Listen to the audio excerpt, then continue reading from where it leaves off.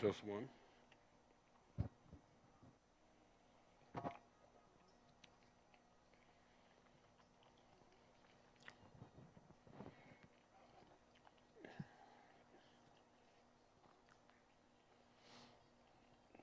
You ready?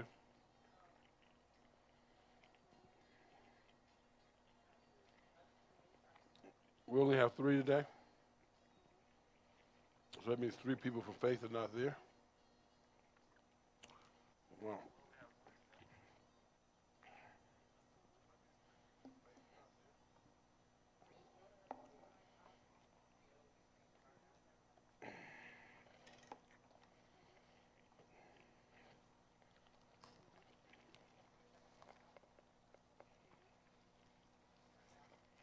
let's turn it down.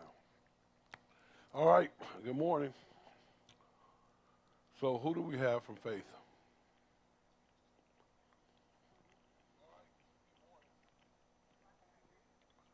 I can hear me.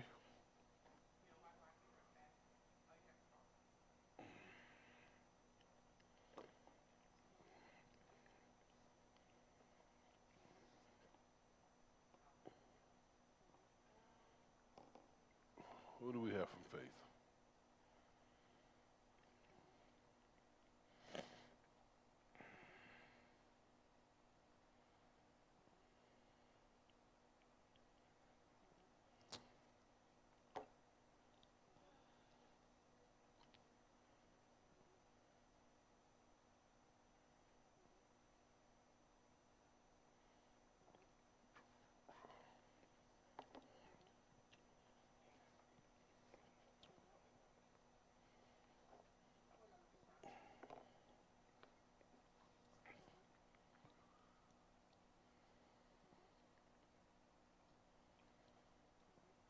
So we have Richmond, two from faith.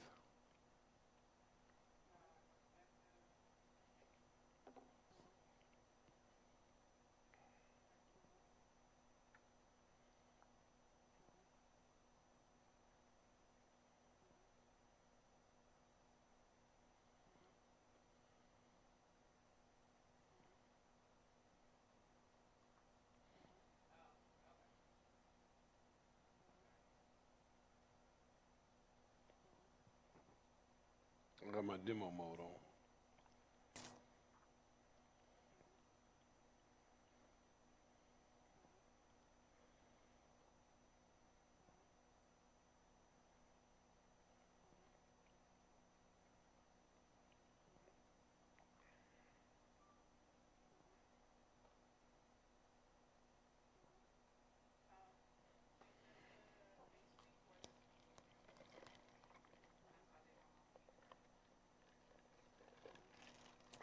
Say what?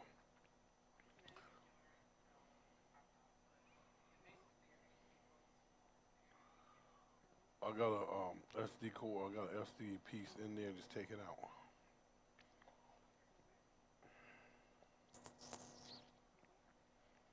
Okay.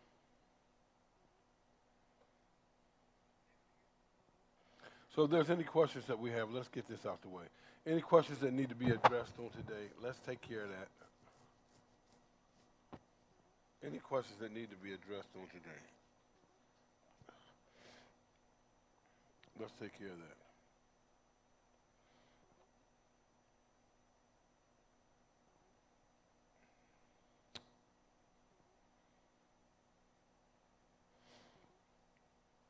Any questions? Any questions?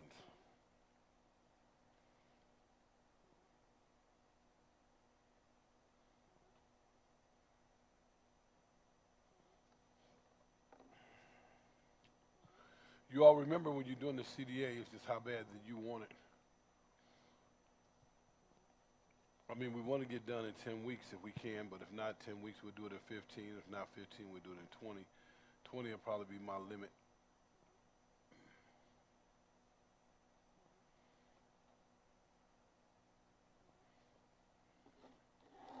Any questions?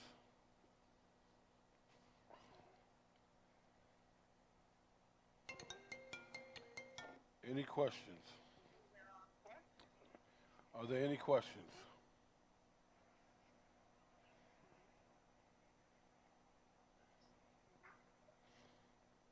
Concerning what we have covered, ask how many of you all have your competency statements one done?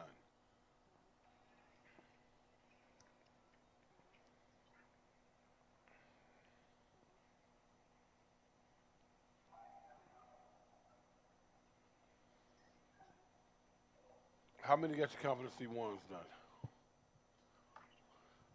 Okay, Crystal, what's up?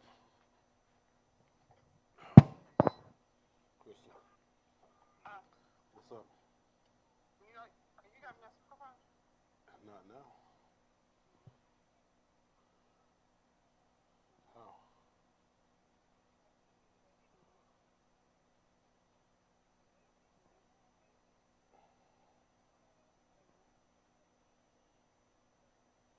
But the thing about it is someone has to verify it. And then they would have to get, the certificate to say they completed it from me. So to get the refresher, they can get the refresher, but they still got a certificate saying that they completed it. Because they don't know the other 60 credit hours need to be done too, because they don't know. And then they have to do the 60 credit hours we give them online. So all they doing is getting a refresher. Without your certificate in their hand, they can't get verified. Right? All right, baby. That's good looking out, though. Are you done? Okay. Well, I got it set up over here for you. Mm-hmm. Huh? Uh-huh. Why not?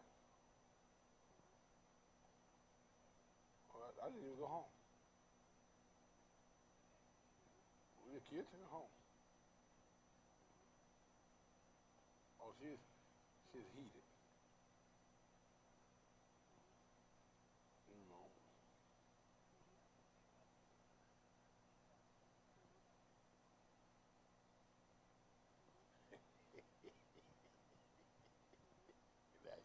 Now you want to go home. Woo. How many got their competency statements? Two of them still have it?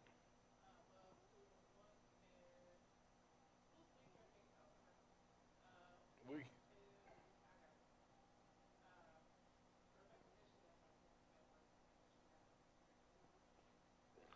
Let me finish this last, please. We here. You coming here, right?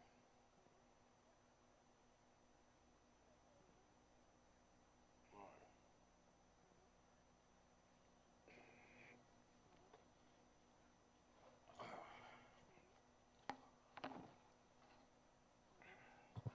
right. Okay. Any questions on the competency statement?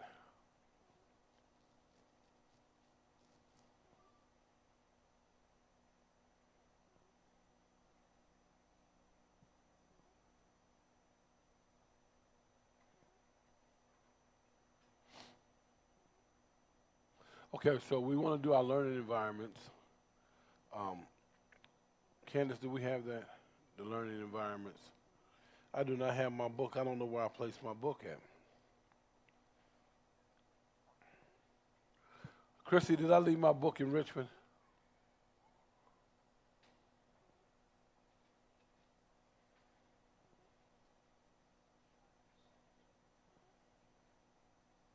See if she responded.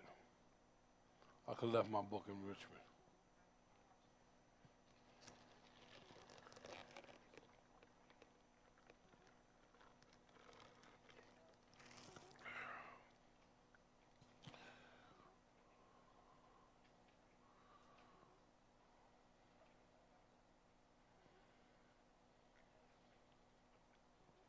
So how did the test help for everybody?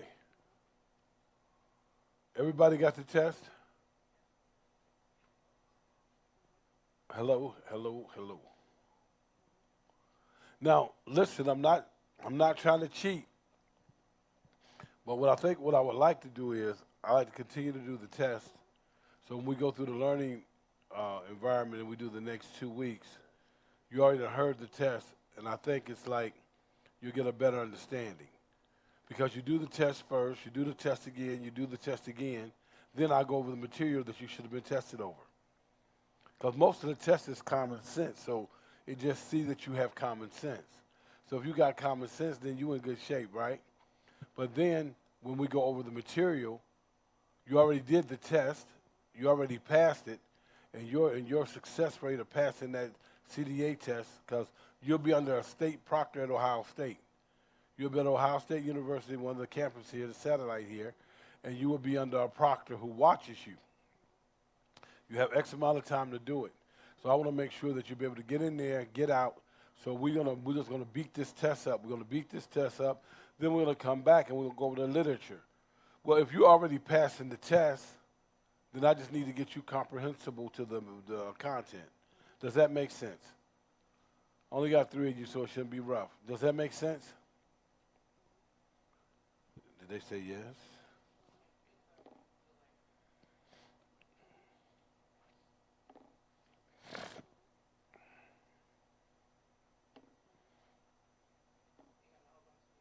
Yes, yes, yes, yes. So we're not cheating. I want you to know that we're not cheating. But what happens even in your classroom, you give the answer. Once you give the answer, then you come back and you give the content of what the answer was, and you have a better understanding. Let me see if I can put it a different way. Um, I had the answer. I'll go in my room. I'm teaching the infant class this week. So what I did is I went in, I helped them to the best that I can help them, right? And when I thought they need me, I went in. When I didn't think they need me, I moved out the way. When I thought they need me, I went in. When I didn't think they need me, I moved out the way. Or if I saw something, then I need to go in. Well, I've been doing that for years. And I just thought it was helping somebody who needs some help. But then when I learned the terminology for it, which was called scaffolding, I said, well, I've been doing that for 20 plus years. I just never knew what the terminology was for it. And that's what we're doing now. We're learning the test, but after we finish learning the test, we're going to learn the content of the test, the definitions of the test. So now when we read it, it even makes even much more sense. Does that make sense?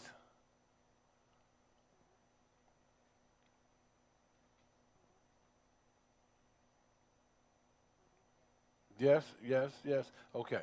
So we're going to have Sister Candace come back again, and we're going to have her to hit this test one more time. And here's the beautiful part about it. The test should be quicker this time than it was last week because you know it.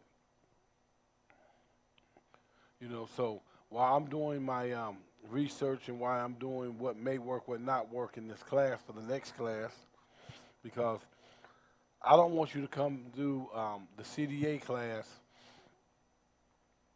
just to pass the grade. I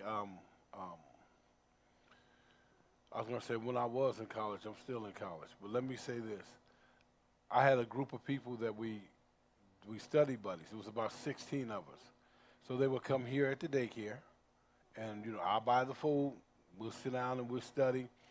We have our Subways and potato chips, and we got our sodas and our Red Bulls and all of that. And we'll just study. We just get it. We got a big test tomorrow. We've been studying for the last 7 days, and it was good. So the next day we go in, we all take the test. So we all take the test, and after class, after the following day after the class, everybody passed it. Everybody passed the test and got an A. We all got A's on it. So we said, oh man, we the killer. We it. So then after the test was over, we had a 2-3 day break. And so now we had a new subject coming in. So here we are again. We all sitting in the break room and back here in the back. And I said, before we get started, I said, and I'm the only guy.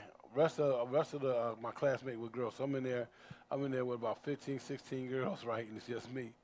And I said, I have one question. And they said, what is it, Smith? I said, what is the 6 principles a managerial accounting. Did you not know only 4 people out of my whole class could tell me what it was? And they said, we don't care nothing about that. We got the grade. We good to go. I said, so you're going to take your degree and you're going to go into somebody's company and you're going to wing it because you don't know. You're going to wing it because you don't know. And because you don't know, uh, um, that company, pays for it. So about 12 of them was like, man, we ain't on that. We're just trying to get a grade. So I told them they can't come back. The only ones that we want in the study buddy is the ones that are going to learn this. I do not want you to learn this just to get a grade. I want you to learn this that you may change the lives of children because their lives are very important. And I don't know about you, and I don't know where you come from, and I don't know what you've been through. But what I do know is that I raised with a single mother, and because she had no help, it affected some of us. It affected us. And everybody got their story. Everybody got their monster story of when they was raising up. But if we would have had better care, better education, better understanding, we'll be much farther than what we are today. So that's what we're trying to give these children now, that they have a good foundation, that they'll be much better than they had today. And for you all who get upset when you got children that come into your daycare and they don't have it together. I got 3 boys in here right now, and I'm telling you, they something else. I'm telling you, they are something else.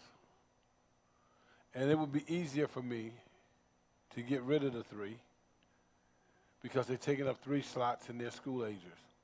I put 3 infants in, make double the money, almost triple, and to send them on their way. But I think we got an obligation to them and their parent to help them get to the place they need to be. And we're going to do everything we can do to get them there. And then once we get them there, we're going to be okay.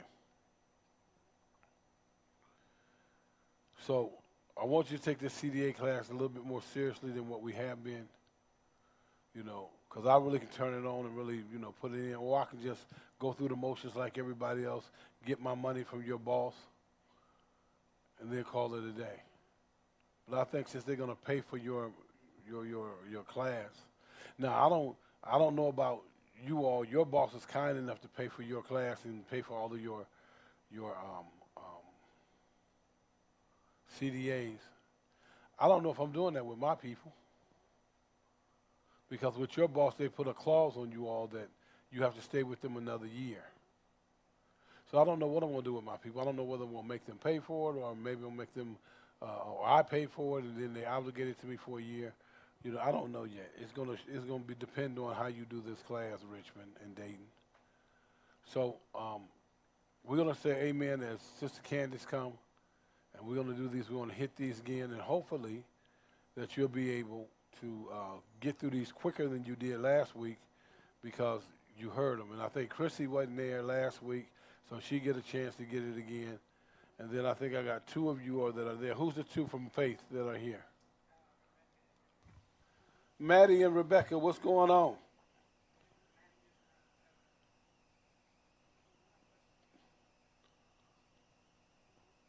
Maddie and Rebecca. Now, we will be at your facility next week. So let's say amen for Sister Candace. Sister Candace now. Yeah, the pastor going out the window. That's 28 years from now, you'll get that. That's fine. Because you don't want to embrace that. Good morning.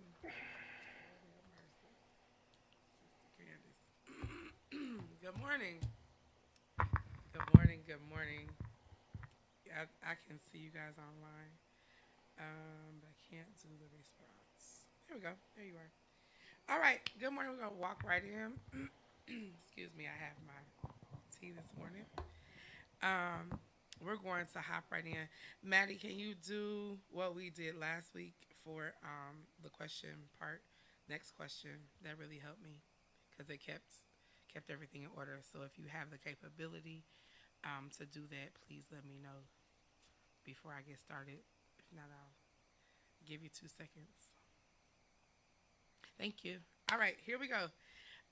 This starts at question 24. So 1 through 24, I'm sorry. You should have 24 through 75 in your emails. So we can study from this. I say we, I got it in my hand, but you guys can study, ladies can study from this as well. Excuse me. So we're going to do, good morning. We're going to do, start at question 24. Okay. 1 through 23, I'll check into. If you ladies don't have it, please let me know and I can work on getting that to you. Um, and then we'll go from there. All right. So here we go. Question 24. You have a little girl in your class whose parents are divorcing. While your parents seem to be handling everything okay, the the paternal grandmother who picks the paternal grandmother who picks her up regularly is not.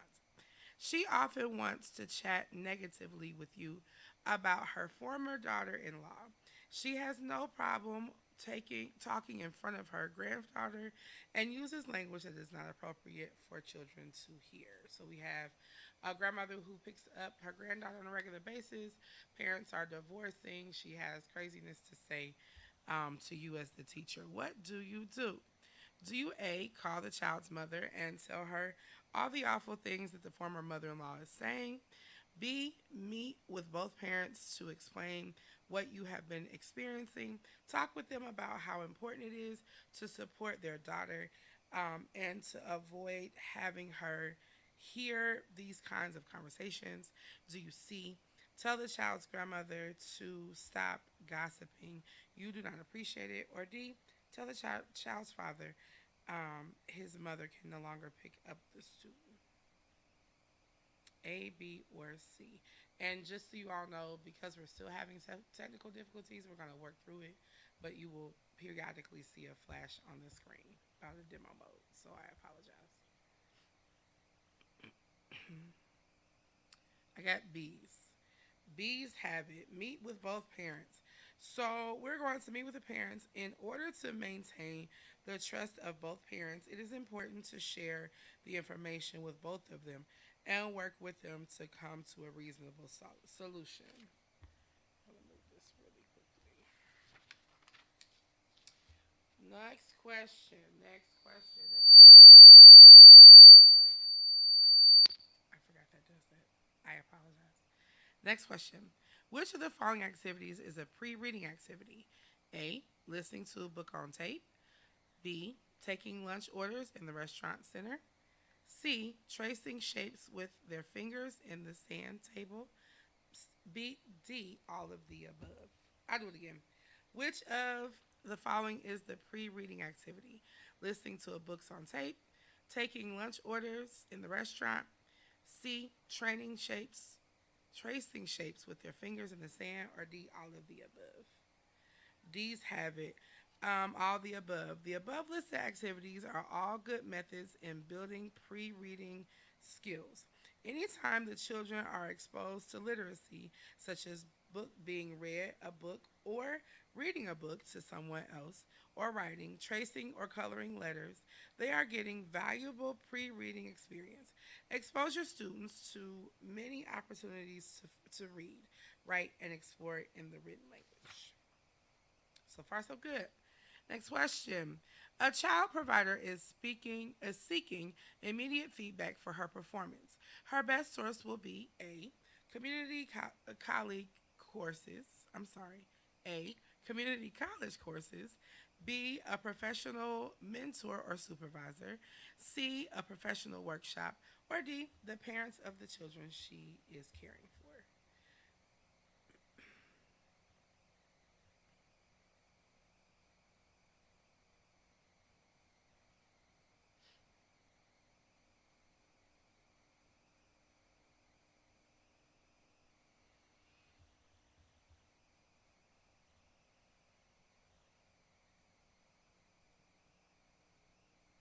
Do we have A, community college courses, B, professional mentor, C, a professional workshop, or D, the parents of the children?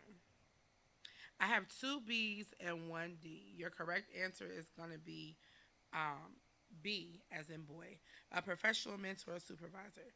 The most immediate source for feedback will be a professional mentor or supervisor. Caregivers can find sources for a personal reflection by attending college courses, professional conferences, or by reading professional journals. Most parents will not have the professional knowledge necessary for accurate feedback and will not be able to present during service. Oh, hold on.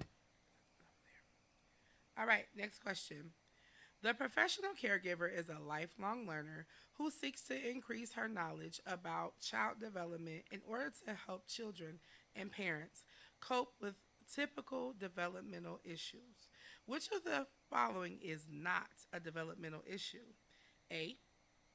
Neurological damage. B. Social and emotional development. C. Cognitive development. Or D. Language skills. Which of the following is not a developmental issue? A. Neurological damage. B. Social and emotional development. C. Cognitive development. Or D. Language issues. I'm sorry, language skills. Is not. A. Perfect. A. Neurological damage. Neurological damage can cause some developmental issues, emotional and social development issues include separation anxiety, dependency, shyness, and making friends. Cognitive issues relate to thinking and learning. Language skills include phonemic awareness and processing and influencing. So great. Next question. When planning for circle time, it is important to remember A. Circle time should be kept short to accommodate for the attention span of your students. B. Who do not want to participate should be encouraged to do so, but if not, should be allowed to leave. C. Circle time activities should be planned with student involvement in mind. Keeping the children engaged and active will increase their attention and learning, or D, all the above. Circle time prep. Do we keep it short and sweet? If nobody wants to participate, if we have one that doesn't want to participate, do we let them go? Or do we plan and develop with our children in mind, or is it all the above? D's have it, yes.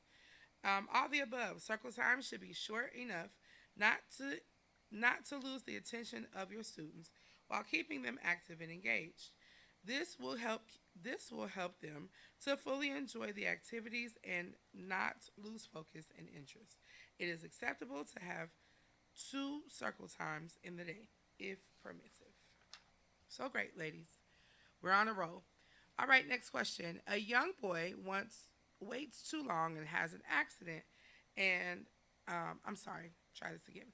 A young boy waits too long and has an accident that soils his clothing. You should A. Call his mother to come get him. B. Change him and put his clothes on in his backpack. C.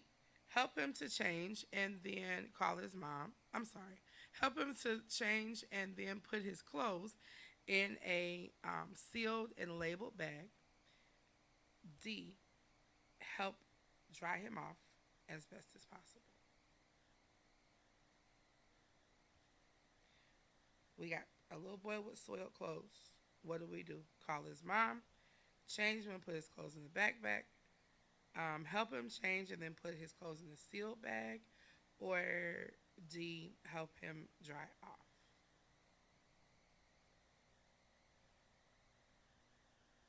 C, yes, I have two C's and one B. C, yep. So the answer is C. Help him to change and then put it in a labeled plastic bag. To assure you follow, I'm sorry, to assure you follow proper sanitary procedures, it is important to put soiled clothes in a labeled and sealed plastic bag so that nothing can take leak from the lined bag and the bag goes home with the child.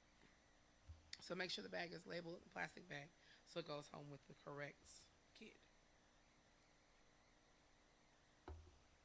All right. Excuse me. Moving right along.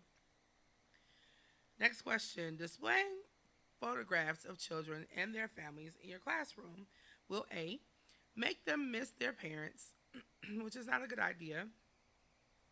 B, help you remember their names. C, allow children to share their families with you and other students, helping them to develop a sense of self identity. Or D, assure their parents are coming back at the end of the day.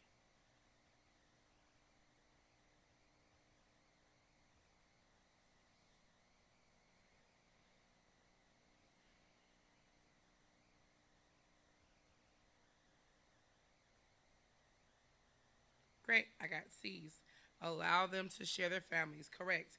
When children can share their family photos, discuss their families with you and others, and display important photos in their class, they feel a sense of self worth in the classroom.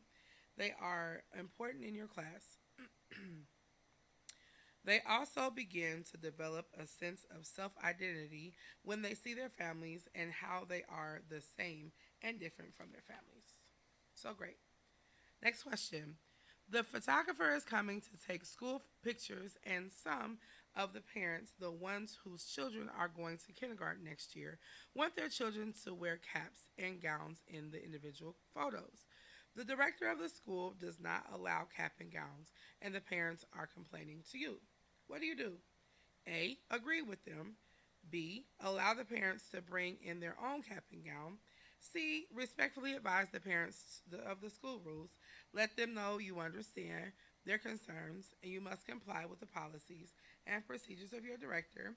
Or D. Tell the parents to start a petition to the director. If the parents sign it, she cannot say no.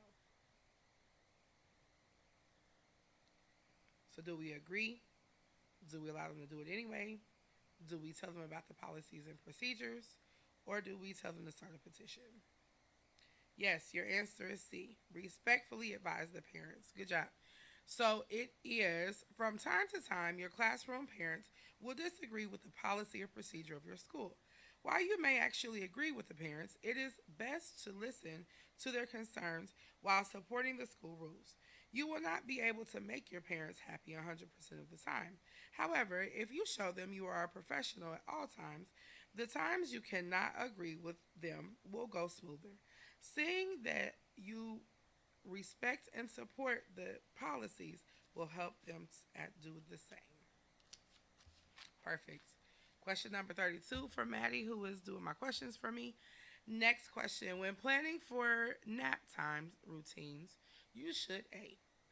Not allow children to bring items from home. Be sure the center is completely quiet so children can sleep. C. Children nap right after lunch as this is when they are most tired. Or D. Create nap time routines such as reading a book or listening to soft music. Nap time routines. Do you tell them they can't bring something comforting from home? Is the center completely quiet? They go right after lunch because they're tired? Or create nap time routines, soft music, and reading books? Yep, these have it. So it is going to be create the nap time routine, such as reading a book, listening to soft music. It is important to create a warm, safe environment with reliable routines for nap time. Reading a book or having soft music playing while they're asleep, settling, um, allowing them to have security items from home, i.e., the blanket or a doll, will help them settle down and rest peacefully.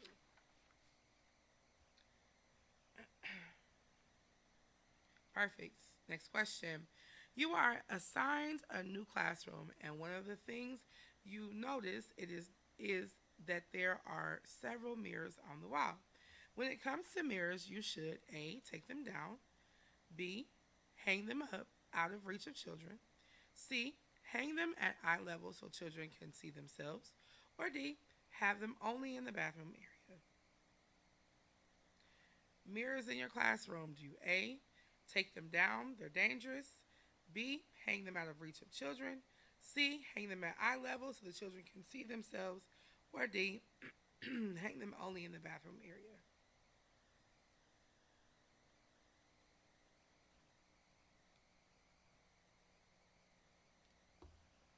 Yes, C, hang them so they can see themselves. Children love to look at themselves, and mirrors help them develop a sense of self.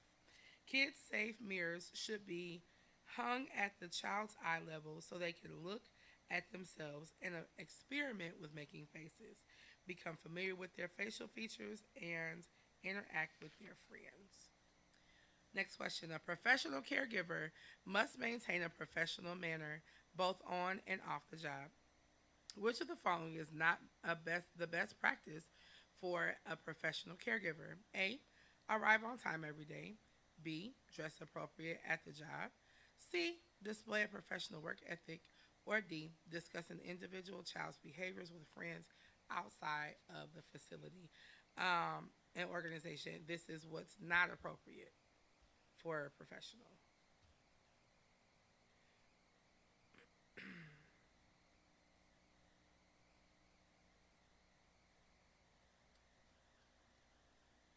Not appropriate for the professionals.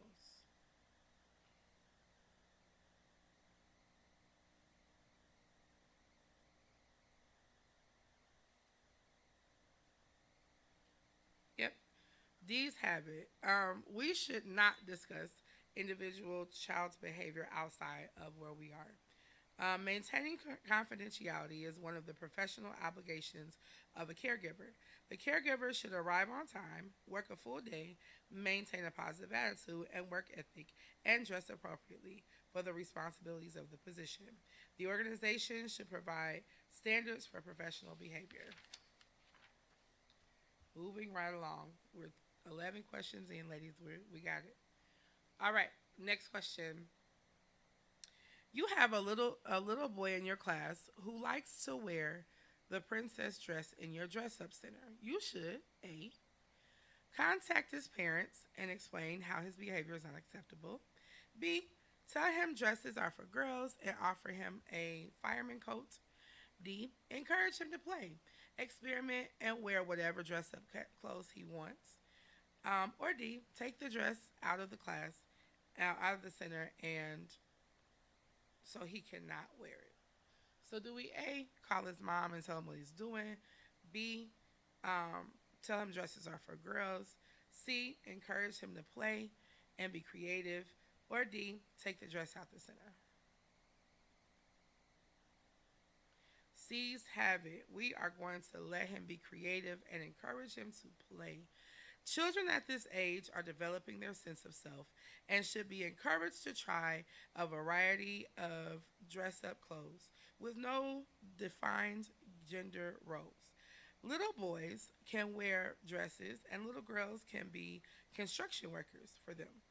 For them, it is fun and a chance to safely experiment in their environment. All right, number 36. Candidates for CDA certification must complete a CPR course. Which of the following statements is false? For CPR, which is false? Is it A? The course must be from a nationally recognized organization. B. Virtual course is acceptable. C. The course must be specifically address pediatric CPR. Or D. Original documents for the course will be needed for the CDA. So, which is not acceptable? What's false? Is it A, the course must be from a national organization? B, a virtual course is acceptable? C, the course must specifically address pediatrics? Or D, original documents have to be shown? We are doing B. Yep, that's correct. We cannot do virtual courses. Online courses and training are not acceptable for CDA certification. The course must be, that should say CPR, I'm sorry. The course must be from a nationally recognized organization such as the American Red Cross or the American Heart Association. Specific training in pediatric CPR is required. On the day of the verification visit, the original verification document must be provided. Course copies can be included in a professional portfolio. Good job. Next question. Bobby hasn't been to school in several days. He doesn't usually miss any time, and you are concerned. What do? Do you A, nothing? It's best not to bother the family. They may feel like you're intruding. B, send his mother an email asking why he's not been there. C, give his mother a call and tell her, let her know Bobby is missed. Respectfully ask her if Bobby is okay and when she thinks he will return. D, wait until he comes back to talk to his mom and check and see if everything is all right.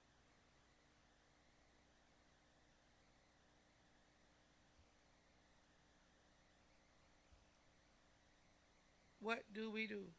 Yes, C, call his mother. See what's going on with Bobby. Make sure he's okay and see when he'll return. When a student misses several days, unless your school policy says otherwise, it is always a nice gesture to contact the parents to see if the child is well. The child may be sick, or in some cases, there may be something else going on and you need to be aware of it. Perfect. We're doing good. We only missed one question and we got all these, so we're doing good.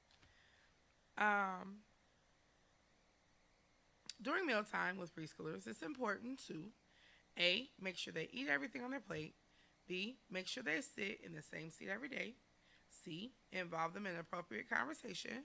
Or D, make sure lunchtime is 20 minutes or less. So we're at lunchtime. What do we do? Do we A, make sure they eat it all? B, do they have to sit in the same space every day? C, talk to them while they're eating, see how things are going. Or D, make lunchtime less than 20 minutes. We have C, yes. We should be having conversations with our kids. Mealtime is a wonderful time for a teacher to model appropriate conversation while encouraging interaction amongst her students. Asking students open-ended questions. This allows more than a yes or no answer, and children help to develop their communication skills. Perfect. Moving right along. You have a 3-year-old class this year. When planning curriculum, you can be sure of the following. A, all of your students can write their names. B, all the students will love their arts and crafts. C, all of your students will love music time. Or D, none of the above. We are planning for a 3-year-old class. What is the truth? All of your students can read and write. Can write their names. Sorry. All of your students love arts and crafts. C, your students will love music. Or D, none of the above.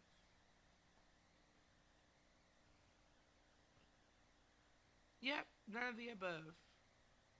D. So the only sure thing about children is that there is no sure thing.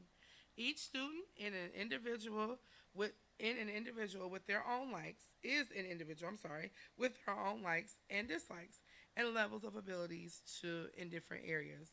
Plan a well-rounded curriculum with a lot of options during the day for individual growth and experience. Some children will want to try every activity, while others will be more reluctant.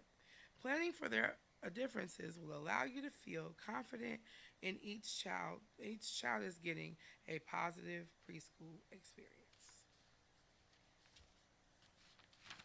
Wonderful. We are at question 40. We are rocking and rolling, y'all. Good job. All right. When creating the emergency procedures to post in your classrooms, it is important to include A. The names of all adults in the classroom. B. Pictures, diagrams, and words. C. Bilingual instructions. Or D. The phone numbers for the local police department. We are putting up our emergency procedure.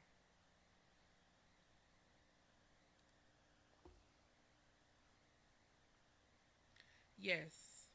B.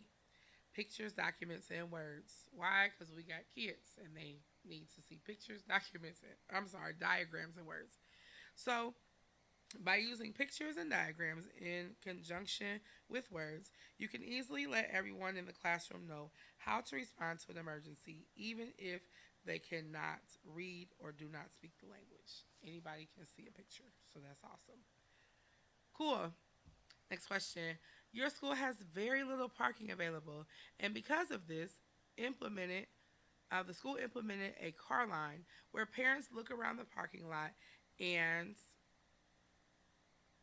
I'm sorry, where parents loop around the parking lot and a team of teachers assist the child out of the car and into the school. School staff agrees this has improved the morning drop off and process by keeping children safe and allowing parents to quietly and easily exit the parking area. One mother refuses to wait on in the car line and parks on the lot every day, going into the school to drop off her child. Other parents have begun to complain about the behavior. What do? So you have a new policy and procedure for a parking lot area, and it's a parking lot. One parent doesn't like it. She continues to drop her child off every day and goes into the school, and it's annoying to the parents. What do? Do you tell her she doesn't? She's not. If she doesn't follow the procedure, the child will get hit by a car. B. Stand by the door so she can't get in and tell her to go get back in her car and drive around in the line. C. Hey, if she can't follow the rules, her child cannot attend the school. Or D. When the mother comes in the next day, ask her if she has a minute to talk to you. Go to a quiet place where you can talk privately and explain to her why your school has the drop off procedure in place. Assure her you understand, assure her you understand it can be frustrating to wait in line, that it is but that it is safer and for safety and well-being of the children. Thank her for her cooperation and understanding.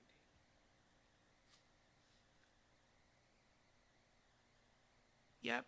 Sorry, I read the whole thing, but we have D. Yes. So, whenever there is a problem with a parent, it is best to speak with them in a non-confrontational manner. First, ask them if they have a minute and provide a place where they can speak freely and not feel put in the spot, put on the spot. But be respectful and keep your tone even. Don't raise your voice or use a condescending tone. Explain why you need their compliance in the situation, why this rule is in place.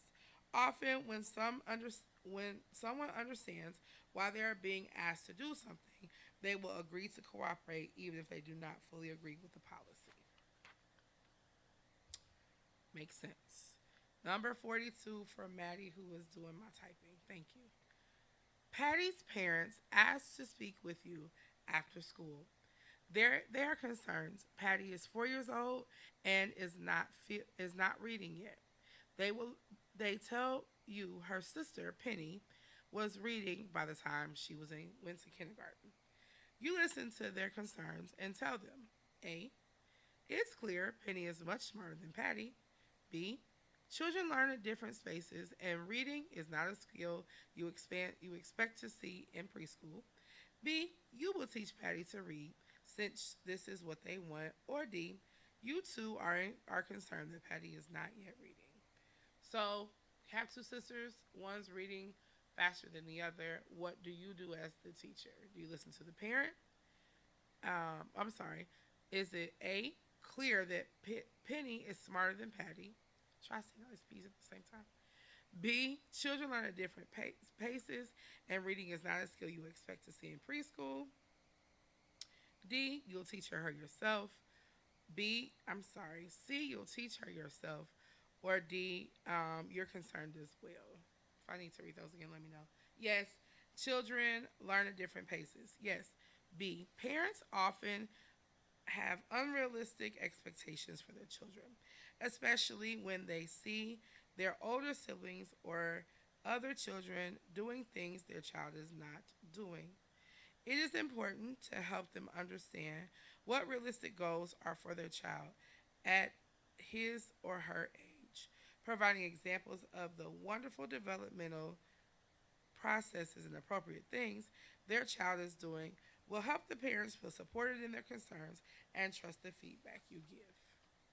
Good job. Give me just a second.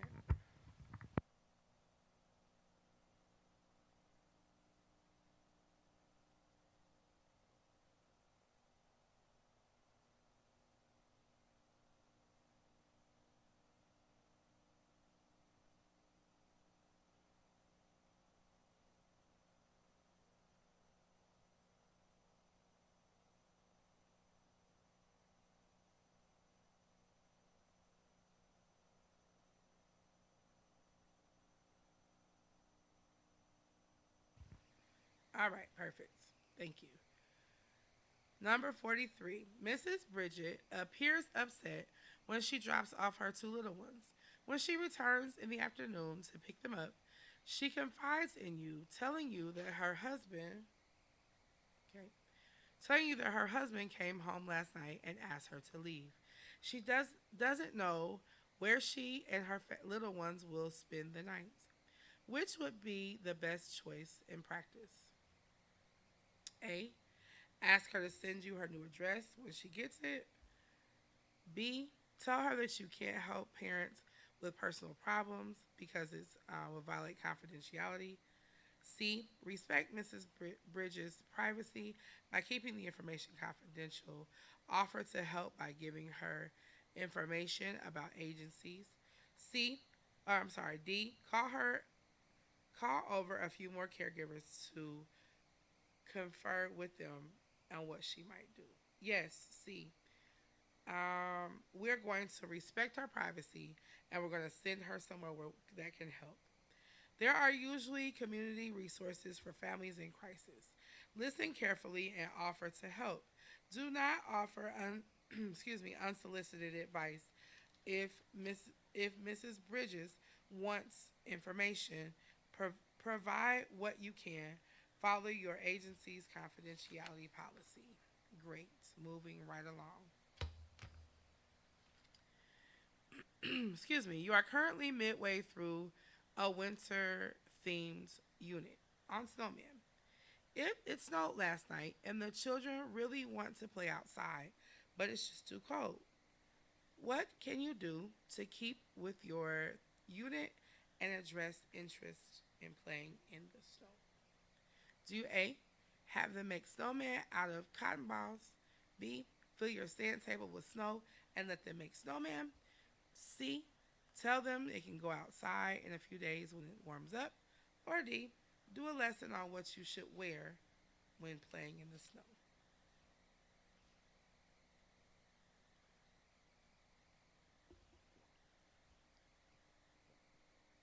Bees have it.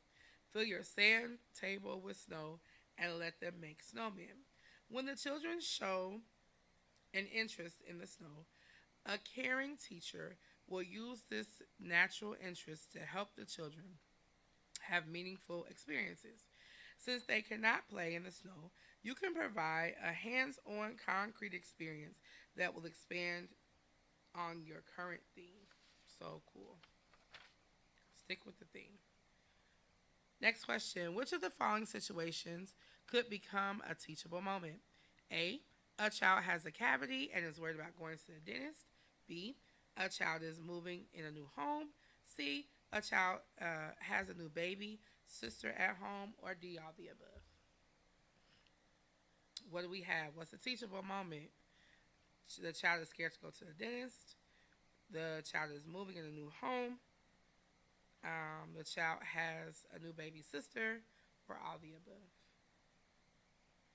Teachable moments.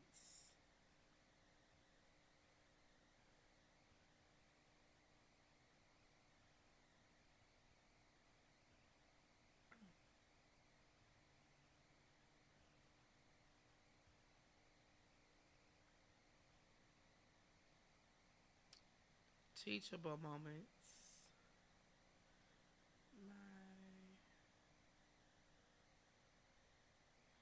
I'm not sure if you all wrote your answer on this one. The thing went out for a second.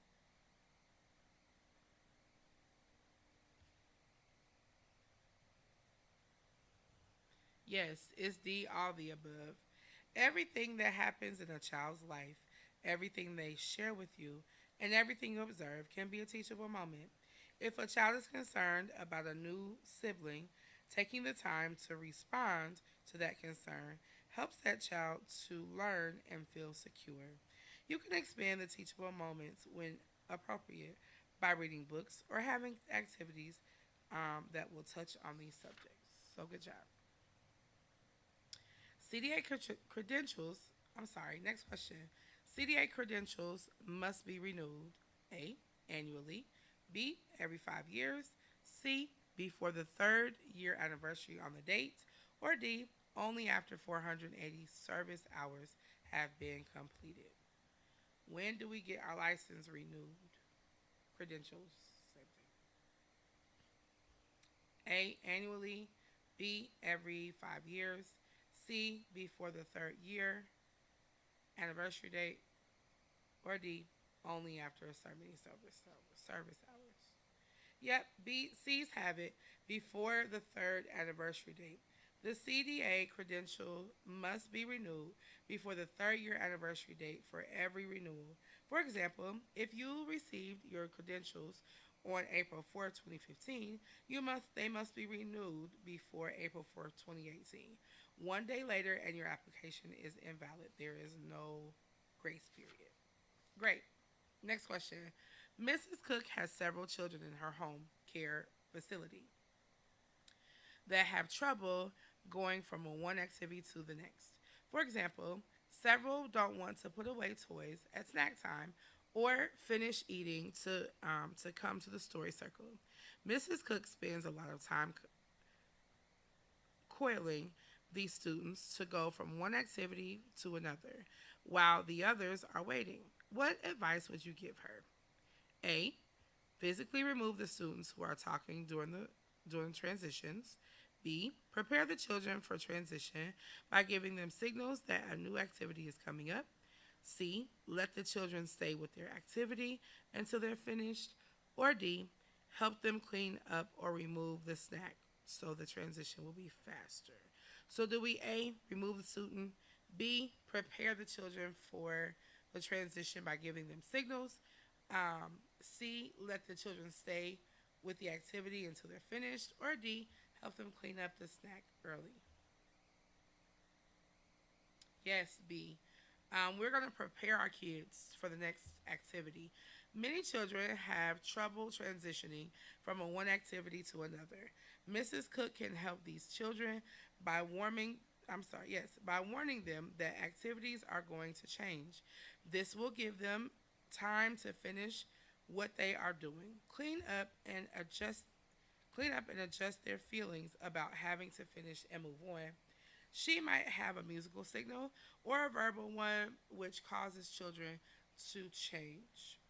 This will take some practice, but eventually the children will adjust and transition more smoothly.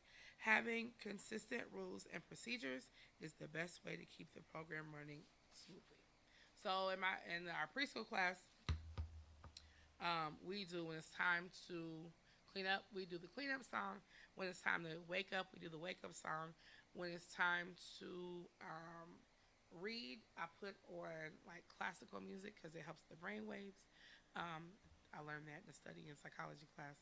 But And then when it's time to just kind of chill out, I put on Disney music.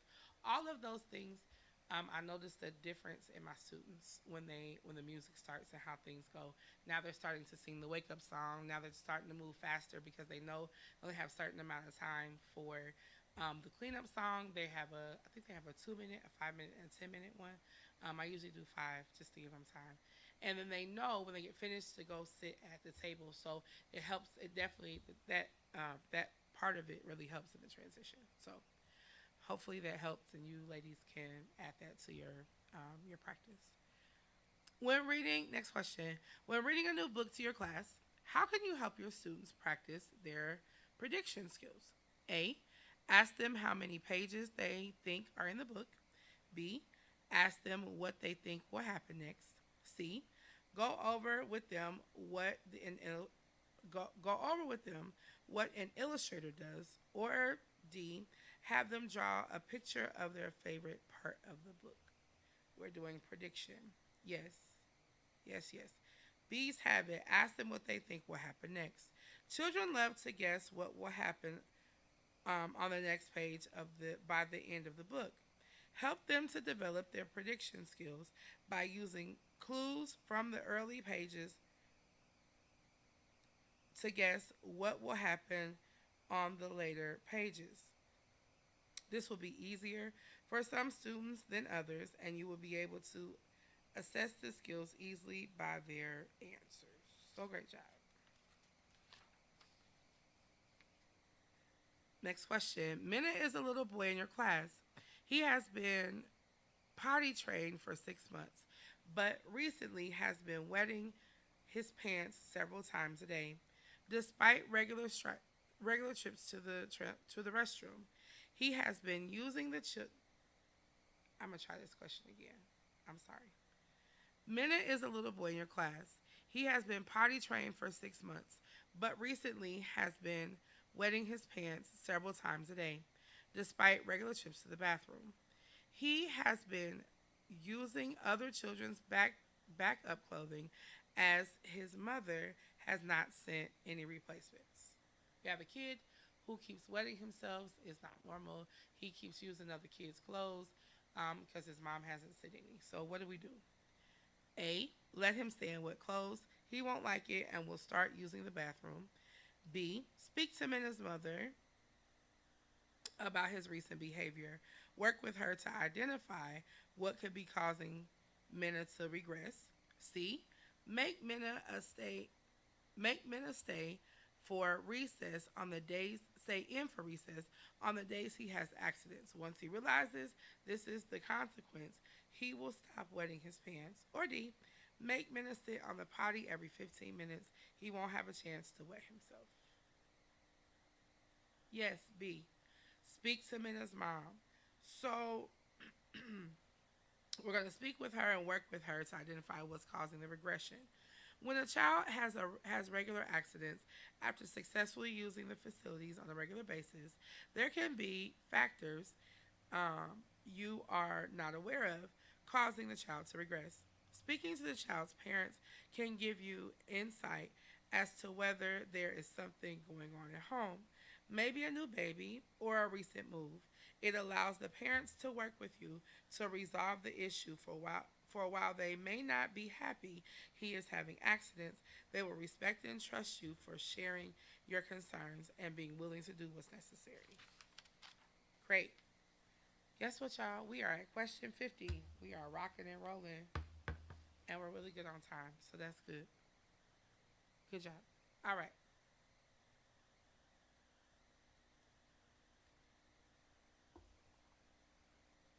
We are more than halfway there, so we're good. Question 50. Child care professionals should be advocates for the needs of children and their families. Caregivers who work with English language learners, or ELL, or bilingual children should A. Seek to clarify issues related to language learning and bilingualism within the problem. B. Advocate for a single language program for everyone. C. Separate language and cultural identity from the program. Or B. Teach children safely in their primary language. So we have bilingual students and we have bilingualism in our program? Do we A, seek to clarify issues related to language um, and bilingualism? Yes, I don't even have to read the rest. Yes, A. We do. We seek to clarify issues related to language. Caregivers working with ELL and bilingual children should seek to clarify issues related to bilingualism and multiculturalism. Children should not be separated from either their primary language or their cultural heritage. The caregiver should be knowledgeable about bilingual language, developmental, and cultural heritage so they can more accurately serve the needs of others. Great. 51. Competency statement 6, yes, of the CDA certification standards states that educators are required to maintain a commitment to professionalism. This reflects Functional Area 13 professionalism. When writing the statement, you will include in your professional portfolio include this: A. Examples and indicators which are provided in your competency standards book. B. Several examples of what happens in your particular program. C. A paragraph explaining your general understanding of professionalism. Or D. Explain standards of good program organization and programming. Do I need to read that one again? That one's kind of lengthy.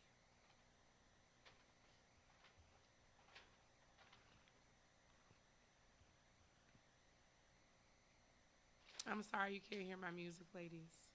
Usually you can hear it. All you probably hear in the background is rustling. It's the wind. Yes.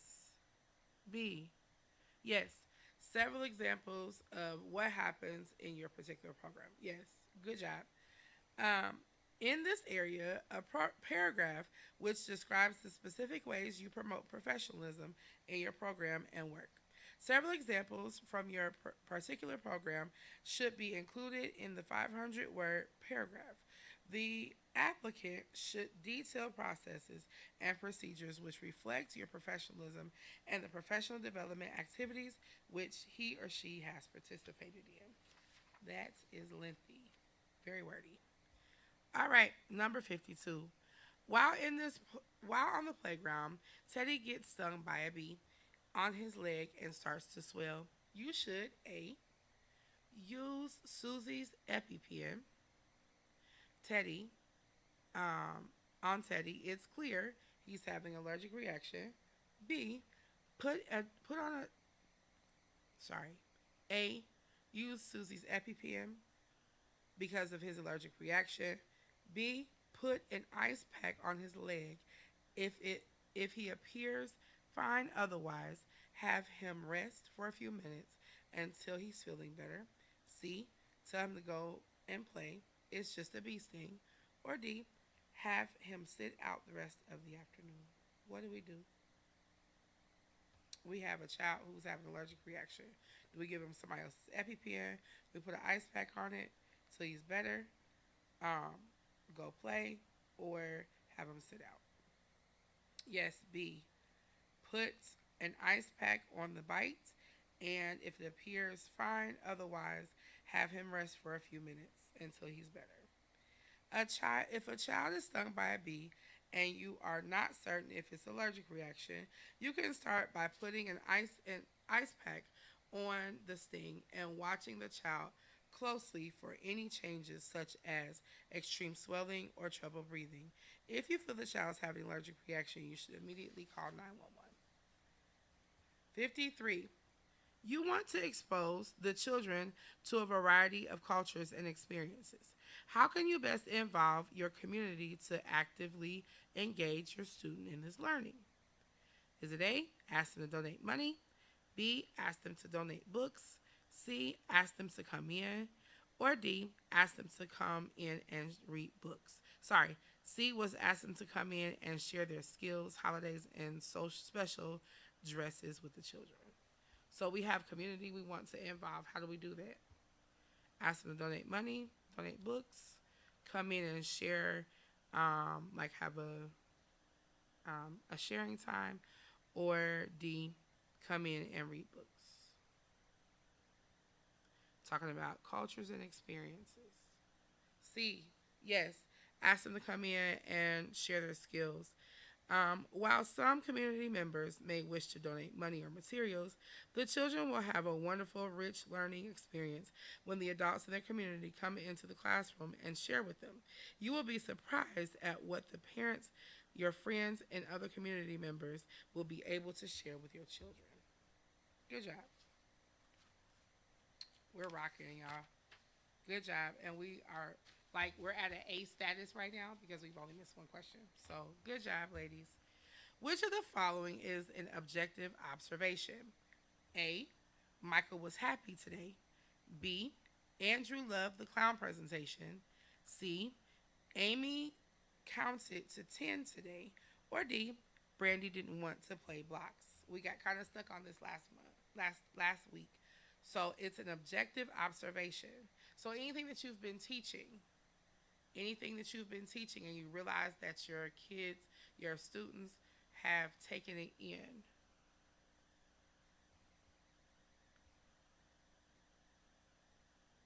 Yes, Amy counted to 10. Good job. When recording observations, it is important to keep them objective. Right, while it may appear a child didn't want to play with the blocks, it may have been something else that was bothering them. Another way to phrase that is that it is objective would be Brandy did not participate during block time. Cool. 56. I'm sorry, 55. Which of the following examples is a nice make I'm sorry, is a nice way to make connections with the parents of your students at the beginning of the year? So we're making connections with the parents of our students. Do we have a part of your house? Let's try this question again. Which of the following examples is a nice way to make connections with the parents of your students at the beginning of the school year? Is it A, have a party at your house? B, say hello very cheerfully on the first day of school? C, have a welcome to school night prior to the start of school? Or D, all of the above? What do we do? School year's great start. How do we handle that? Do we have a party at our house? At your house, not our house. Do we say hello cheerfully? Do we have a preschool, before school, welcome night, or all the above?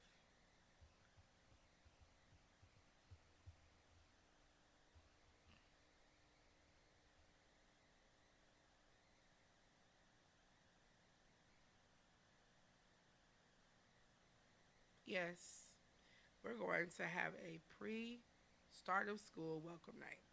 Yep.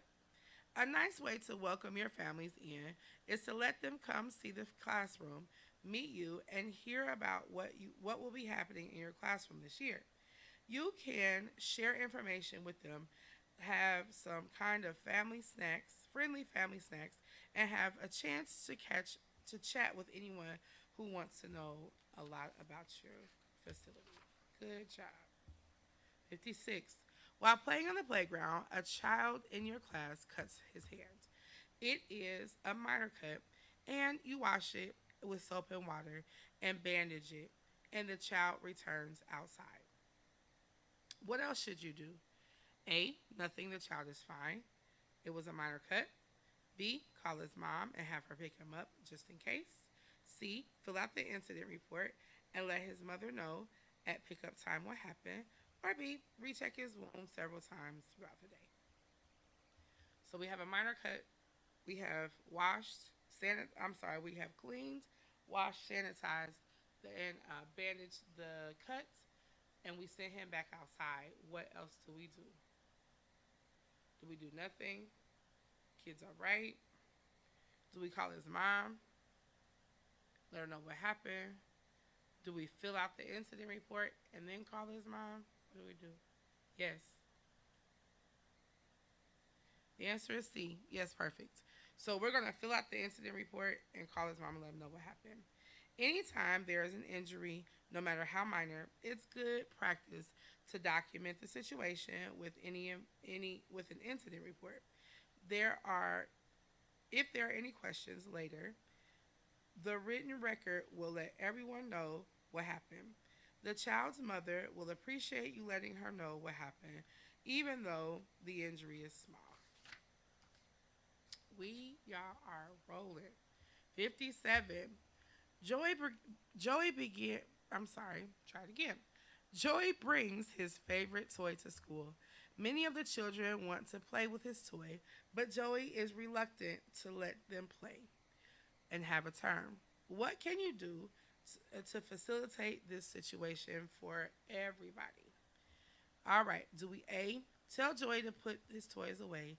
If he's not willing to share, he cannot have his toy either. B, ask Joy to talk about his toy during circle time. He can pass the toy around and so that the other children can see it. Ask him if he can bring the toy tomorrow so the children can have fun playing with it. Have the children sign up to play with Joy tomorrow. C, tell the children this is Joy's toy and if he wants to let them play with it, he doesn't have to. Or D, don't allow children to bring toys to school. It creates a problem. What do we do? Do we tell them to put it away? Are we inclusive and allow the toy to be a part of our teachable moment? Do we tell the children that it's Joy's toy? He can do what he wants. Or do we allow the children to bring, don't allow the children to bring things from home? B, yes. We ask Joy to talk about the toy, and then we involve everyone else and see if he can bring it tomorrow so that they can play with it. So, if you allow children to bring toys from home, it is best to have a procedure or assisting the children with the difficult task of sharing their beloved belongings. Have the children share their toy in a safe environment such as circle time so that they understand they will get their toy back soon. They then set up a way to have them share. Helping your students to learn to share is a big part of preschool experience. Yes, it is. Moving right along. 58. You have several students whose families are from Mexico. Which of the following can you do to help encourage the family's involvement in their children's classroom? A. Speak only Spanish to the families. B. Speak only English. C. Let them watch from the hallway. Or D. Ask the families if they would like to share any special foods, games, or traditions with the class. So you have a family from Mexico. What do? Speak only Spanish, speak only English, let them watch from the hallway, or do we involve them? That was D.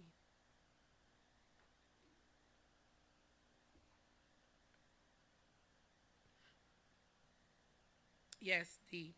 Ask them, families, to participate and involve them with games and food and dress. Asking your families to share with with your students is a great way to develop relationships with them and show them that you respect their individual cultures, traditions, and recipes. Your students will love the special activities and visitors. Good job. Next question. Which of the below would be a teachable moment? We're back to that. A. The children find a cocoon on the playground. B. A student brings his seashell in for the weekend from the beach. C. A student receives stitches from a minor accident and wants to show you during class circle time. Or D. All of the above. So we got another teachable moment. We got a kid who finds a cocoon on the playground. We have another one who went to the beach over the weekend and brings some seashells. I wish that was me. Do we?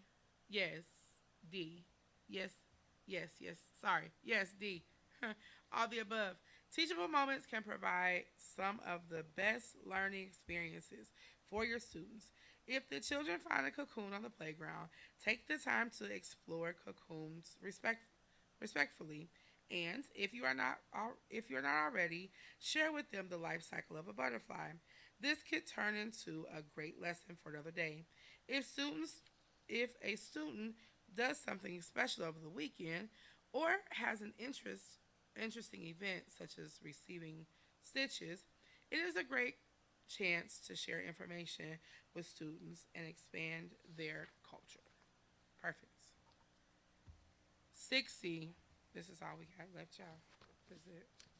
I don't even know if I can see this right now. I'll wait. We started like right here. We're right here. So, great job. You realize there is no liquid soap in the dispenser in the bathroom today. There is bar soap in the cabinet, but your director does not want the children her using bar soap to wash their hands. What should you do? So we ran out of soap. We got bar soap. What do we do? A. The children can wash their hands tomorrow. B. The children can wash their hands with only water today. C. Let the director know there is no liquid soap and that you will be using bar soap until there is provided. Or D. Have your assistant run out and grab some. We only have bar soap in the facility. What do you do? Only use water. Wash your hands tomorrow. Which is gross. Wash your hands tomorrow. Only use water. Let the director know, and or have your assistant go out and get it. Yep. C. Let your director know there is no liquid soap. The director most likely does not want the student to use bar soap as it can help spread germs when used by multiple children. However, it's better than no soap at all. Help the children lather with the bar soap and rinse it between each user with warm water to lessen the chance of germs. So they're going to use the bar soap anyway. They're going to lather their hands very, very well. We're going to rinse it off with warm water. And then we're going to go get some and make sure they have it tomorrow. All right, 61. Young children develop behavior patterns as they age. Which of the following, as a characteristic of mobile infants, goes eight? I'm sorry. I'm going to read this question again, okay? Young children develop behavior patterns as they age. Which of the following is a characteristic of mobile infants ages 9 to 17 months? A. That they develop their own individual routines and rituals in order to feel safe and secure. B. May have difficulty separating from family members, even if caregiver is familiar and trusted. C. Begin to establish patterns of sleeping and waking. Or D. Begin to develop areas of competency. Infants, which is true of infants ages 9 to 17 months.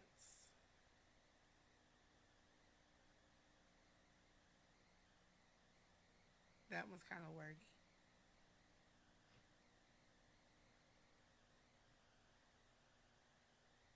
I got B's. Yes, I have B's. Um, 9 to 17 months. They may have difficulty separating from family members, even if the caregiver is familiar. Very young children, ages birth to 8 months, begin to establish patterns of sleeping, waking, eating, and socializing. Mobile infants, ages 9 to 17 months, may have difficulty separating from parents, even when caregivers are well known and trusted. Toddlers ages 18 months to 36 months begin to develop their own individual routines and rituals, which make them feel safe and secure. Caregivers can anticipate these behaviors and support the children in their case. Next question. Children learn best when they A. are told what they need to know, B. are encouraged to actively participate in engaging hands on experience, C. are given specific materials to create an art project that looks just like the teacher's, or D. sit at the table to do an activity. Children learn best when they A. are told what they need to know. B, are encouraged to actively participate. C, are given specific materials to help create it. Or D, sit at a table and do the work.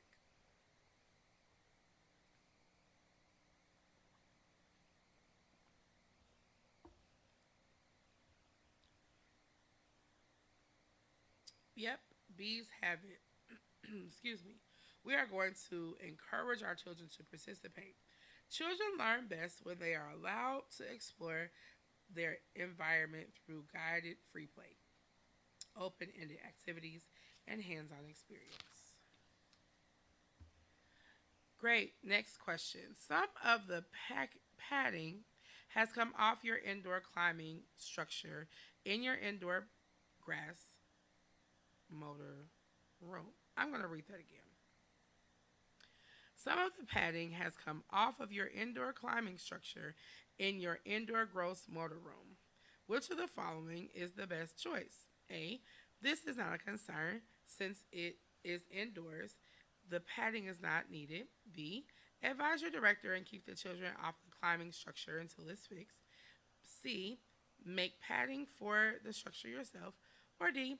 Tell the children to stay away from the area of the structure with missing padding. So we have a space that needs to be repaired. It's a padded most grown room. What do we do?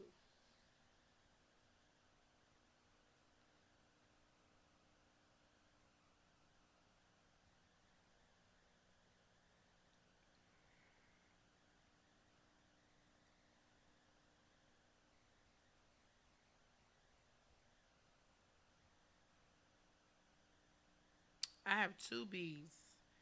B is advise. Yes, let somebody know. All right. So until the structure has been repaired, you cannot reasonably assure it is safe for your preschoolers. Advise your director and wait until she confirms it is safe to use it again. Perfect. Great. 64. Moving right along. We're almost there, y'all. Mrs. Smith's class is going on a walk to a nearby park. She has her emergency contact list, her cell phone, and her inhaler for students with asthma. What is she forgetting? A. Her umbrella in case it rains. B. An EpiPen in case anyone gets stung. C. Her portable first aid kit. Or D. Balls and jump ropes. Class is going on a trip. She has her phone. She has her contact list. And she has her inhaler. What's she forgetting? An umbrella, an EpiPen, a first aid kit, or the balls? What is she forgetting?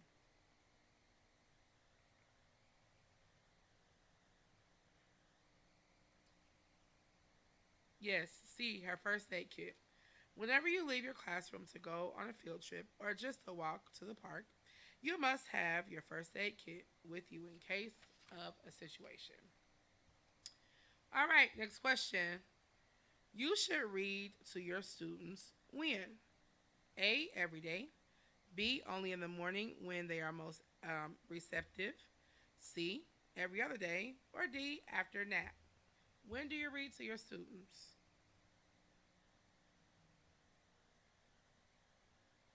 A, every day. B, in the morning. C, every other day. Or D, after nap. Yes, every day. Every day you should read to your students every day. Allow time for them to ask questions and share their expressions. Good job, ladies. We are down to 9 questions. Current records on a next question, Maddie. Sorry. Current records on a child's health, safety, and behavior should be maintained and shared appropriately. Which of the following is an inappropriate way of sharing this information? Inappropriate way, like shouldn't do it. A. Sharing with the child's parents. B. Sharing with specialists as requested by parents. C. Sharing information with the parents of their children, of other children. I'm sorry. Or D. Sharing with other personnel who care for the child. A. Sharing with the child's parents. B. Sharing with specialists as requested by parents. C. Sharing information with parents. Yes, C. All information should be kept confidential as required by regulations or policies of the case center. Information can be shared with specialists such as doctors with parental permission. Information can also be shared with other caregivers, personnel who may read this information to care for the child. It is inappropriate to share information with other parents or anyone outside of the organization or without parent permission. Why? Why? Why we can't share that information? It's against the confidentiality policy And why do you have a confidentiality policy? to protect the everyone involved. Are you gonna answer all Oh, the sorry. calls for them, or are you gonna? I'm sorry. Sorry, ladies. I thought you were asking me. Sorry. Come in here for a minute.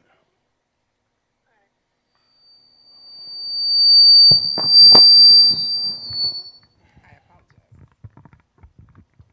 Okay.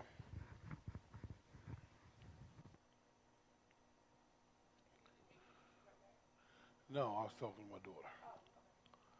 All right, ladies. How many more? How many more you got? 8. Okay. Ladies, the exercise in this whole thing, the exercise in this whole thing is to, you're guessing to the best of your ability of what the answer is. That's what you're doing. The best of your ability. But now, by doing it this way and we giving you the content, right? Once we give you the content, now you know why you're saying what you're saying. Right now, I'm just doing a guess because it's common sense. It's what I need to say. Okay, we're good. But now I'm saying this because I know that I know that I know that I know that I know that I know. And that's where we want to be. We want to be to the point that when we answer these questions that we know, because you won't really believe that when the state lady come to you, and she will have conversations with you, and she will pull you to the side, and now you in muscle memory, and you answering questions that you know, and not, well, I think, maybe, and see, that ain't gonna cut it. You need to know, and that's why we're doing it this way. So when they come to you, and they'll know, and listen, I'm your next victim, or maybe you're my next victim, because when I come and do my verification on your folder, when I do my verification, make sure you got it. Because we didn't have this time together, don't mean that I'm going to be easy on you, because I'm not. I'm going to come in that room like a Tasmanian devil, and I'm going to tear it apart if I can. And if you ain't got your stuff together, guess what? You won't get verified. And if I think that you thinking that you think and you don't know, you won't get verified. I'm your verifier. I'm putting your um, binder together. I'm helping you get it all through. We're going through the answers. We're going through the content. So I know that I know what I done taught. So I need you to get it, because when I come verify you, you're going to have to know. You ain't gonna give me a soft sell. You're going to have to know.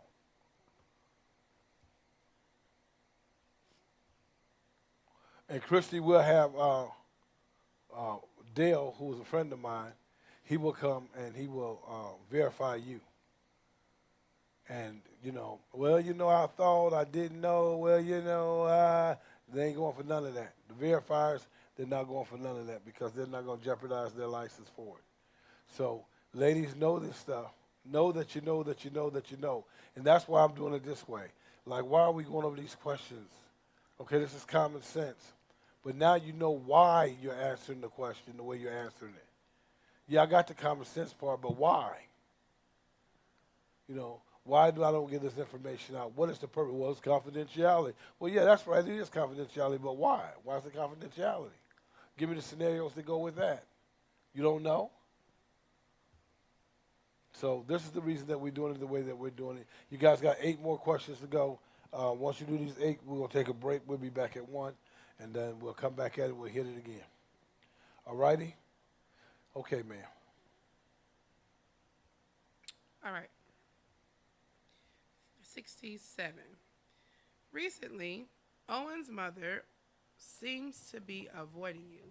She used to say good morning and chat for a minute when dropping Owen off, but has recently just been saying goodbye to him at the door and learning. I'm sorry, let me try this one more time. Recently, Owen's mother seems to be avoiding you. She used to say good morning and chat for a minute when dropping Owen off, but has recently just been saying goodbye to him at the door and leaving. You are perplexed. What should you do? Before you answer the question, before you give me the answers to that, you got a parent that comes in every day. Y'all on good rapport. The parent is talking to you. The parent, hey, hey, hey, hey, and y'all going through that, and y'all, y'all besties almost. Hopefully, we never be besties in the daycare, but we on good terms. But now all of a sudden she changed. Why? Somebody tell me why. There's only three of you. Somebody tell me why.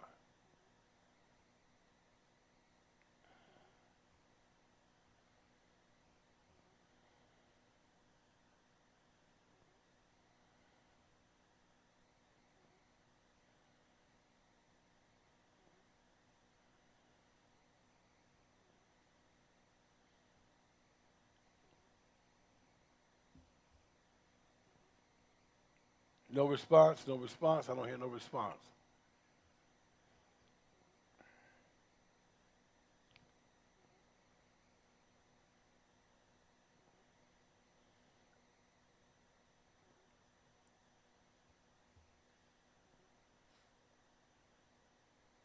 She could be going through a hard time in her life.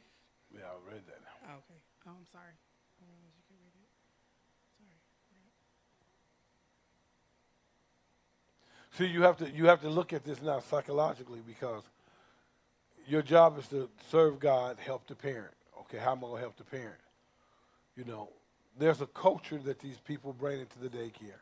When their kids come to your daycare, they bring their culture with them. Now you don't know what the culture is at their house. You really don't. You don't know how a person's house is operating. You don't. But then they come and they buddy buddy, And I mean, we have hard times in our life and we have bad days, but it doesn't change up because the same bill they had yesterday is the bill that they're having tomorrow and the next day. That bill didn't go away. Or the same argument they have, that didn't go away. So I got these issues. How do I deal with that, and why do I deal with it, and what point, or what position, or what angle do I come at when I look at that? We got a parent in Richmond, Indiana. Don't have to say any names, but we have a parent in Richmond, Indiana, and sometimes they come in and they're okay on one end, and then on another end they're not okay, right? And sometimes they a little messy, if I could say, a little bit, right? How do you combat that? See, it's all about you all to keep your parent. I hate to say it this way, but you want to keep your parent in check, right? When you come up in here, yeah, I mean, the daycare shouldn't run no difference because I'm not there, right? When I'm not there, my daycare still should run the way it should run. Why do people come tell me stuff about my workers they won't tell my workers? Because there's a rapport that is not there, right?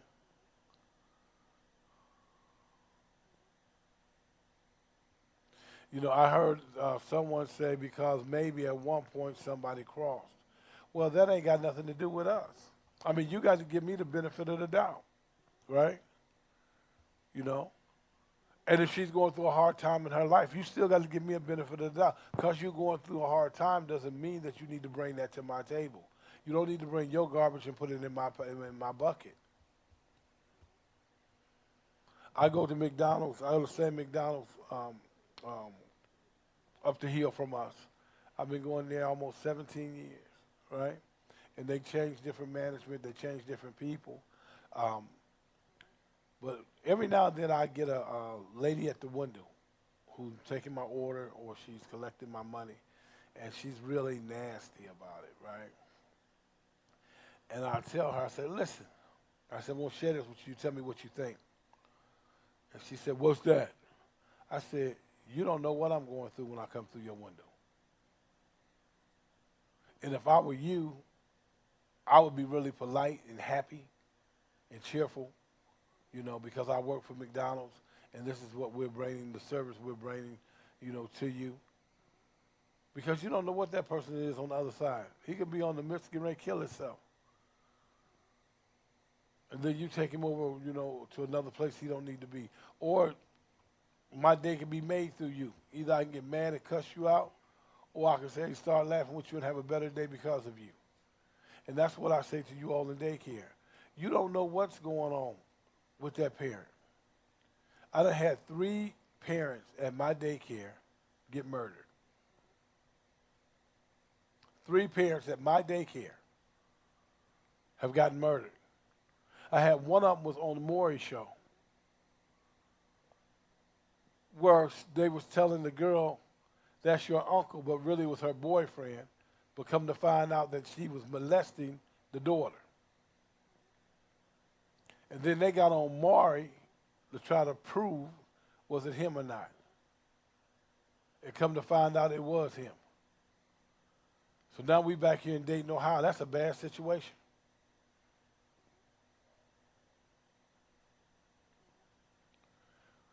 You have to be cognizant of the people that you got coming in. Yeah, we're giving you a service. Yes, that's how we get paid. That's how we pay our bills. That's how we feed our families. That's how we go forward and get our development.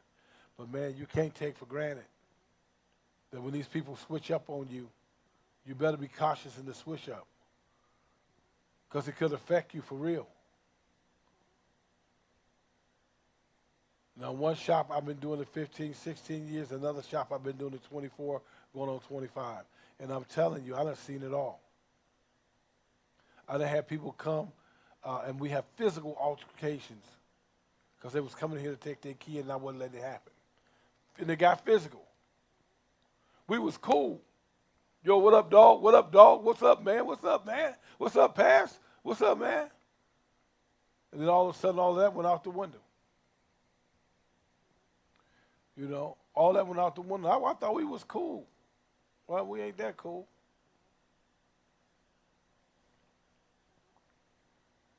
So when people change up on you, they change up. So what's the answers they give you? Um, they give A, ignore her. If she doesn't want to talk, that's fine. B, tell your coworkers about it and have them watch to see if they think she's being rude. C, say hi to her, but don't do anything else. It's nothing you did and you don't have time to worry about it. Or D, have a coworker cover a few minutes so you can walk and talk with her, um, and see if everything is okay. All right, ladies, which one you think it is? I got Maddie saying D. I got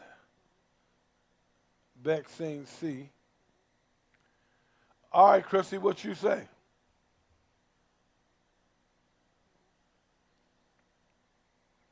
Do we A, ignore her? B, tell your coworkers about it, and watch and see if it's just you. C, say hi to her, but don't do anything else. Or D, have a coworker cover for you and talk to the parent, basically. Yes, D. Let me tell you why. So it is D. Have a coworker cover for a few minutes so you Hold on, can. hold on, hold on.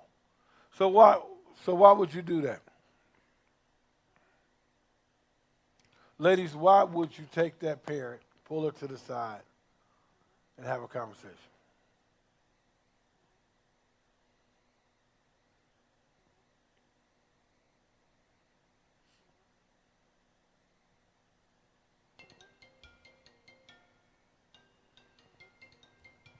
I'm waiting on you all.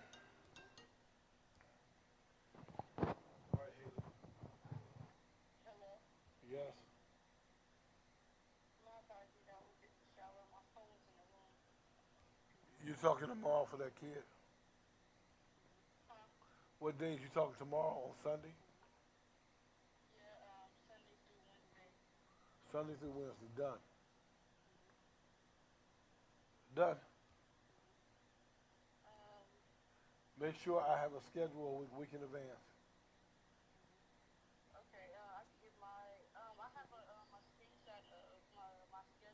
Send it to me. All right, we good. We'll see you tomorrow. All right. Okay, let me see. Maddie said, so you make an effort to try and see what's going on and show that you care. I love, I love Maddie. Woo-hoo. Oh shoot. It could be minor misunderstanding, and it builds trust in the relationship. Okay. That's Christy. She being psychological on me. All right. All right. Okay.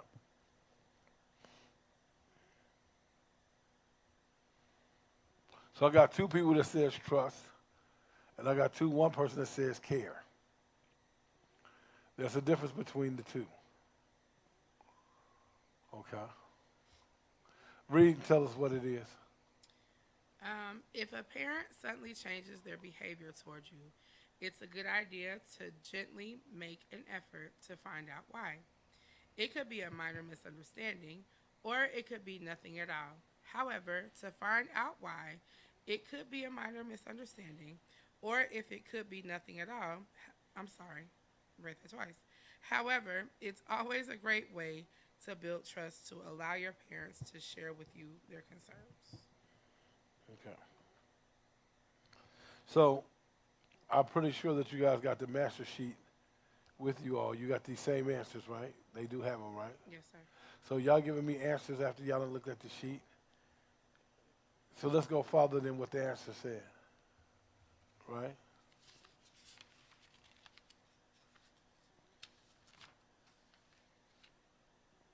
How can a parent change on you like that if you are engaging with them every day? If you're engaging with them every day and you all are good, and they come in and don't say nothing the next day, well, that could be something between them, their boyfriend. They could be on their cycle. They could be on whatever it is. It's just one of them things. But they still got to engage with you daily about their kid. They have to. There's no way in the world they can come in there and not engage with you about their child. Even if it ain't about you, so what? They still got to engage about the kid. There's no way in the world they can walk in that building and not converse with you about their child and you not converse with them. So yeah, as far as the four things that you could do, yeah, that probably would be the best. But I'm telling you, the best thing to do is we don't even worry about that. We still be professional and say, hey, little Johnny did wonderful today, or little Johnny had a little challenge today, but he's doing wonderful in this, but he's still challenged a little bit. And then you give him that information and you keep it pushing. And you make that parent keep the relationship with you instead of you trying to keep a relationship with them. Your job is to be a professional and give them the status quo of their child for that day. Every day, I'm giving you the status quo because that's all I'm required to do with you. I'm not a counselor. Okay, you having a bad day? I want you to know that I care for you and I build trust. I'm not doing none of that. My only concern is that I'm giving you the information on how well your child is doing, and I am obligated by being a mandated reporter and a professional to tell you how your child is. Then if the parent decide to do the care and the trust, that's what they do. That's not what you do. That's what they do. Your job is to be a professional. Your job is to give them an evaluation, an observation, an assessment, or reevaluation of that child. And give instructions on what you need to be done and to make sure we're mirroring what's done at home. We're doing the same thing at the center. That way the kid say, hey, they're doing the same thing, and there's a flow, there's a rhythm, and it's safe. So we're not worried about if she don't come in and talk to me or not. Really, we're not. I don't care if you say nothing to me or not, but before you leave my presence, let me tell you what we're doing, what we're going to do, what has been done, or what need to be done. That's all I'm giving you. You know, we don't go break bread like that. Does that make sense?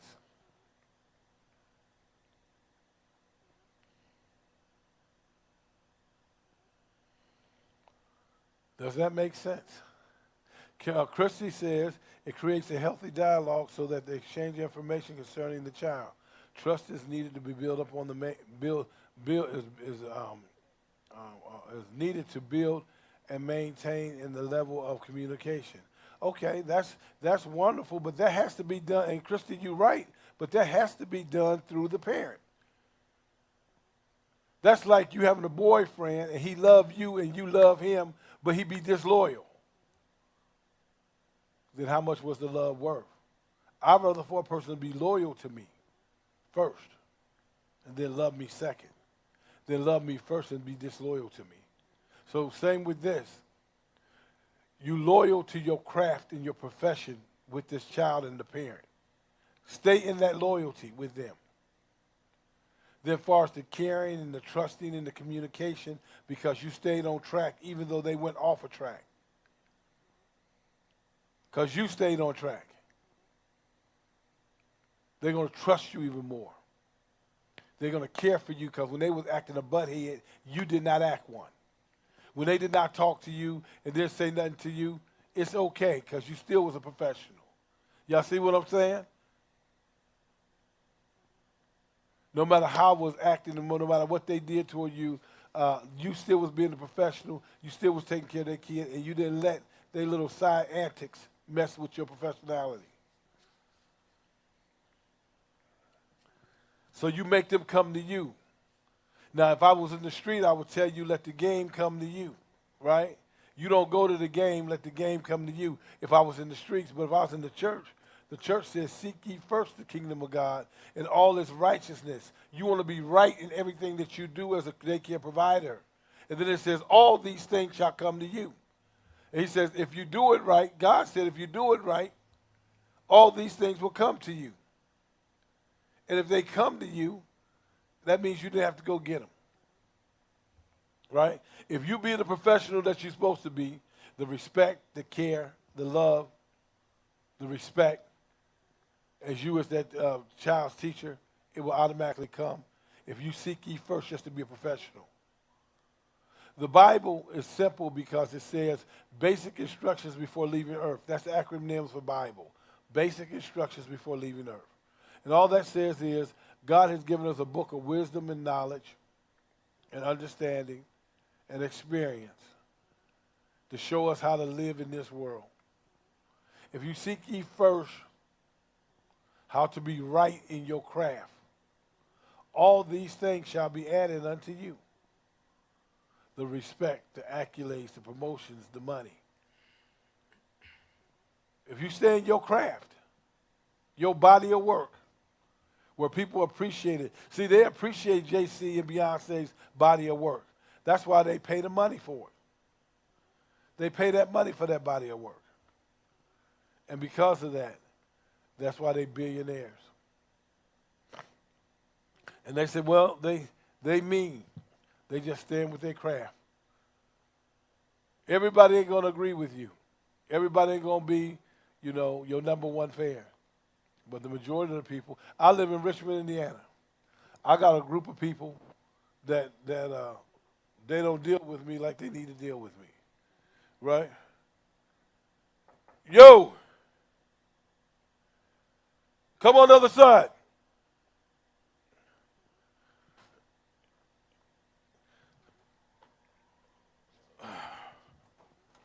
But I got 2/3 of the city that's right with me.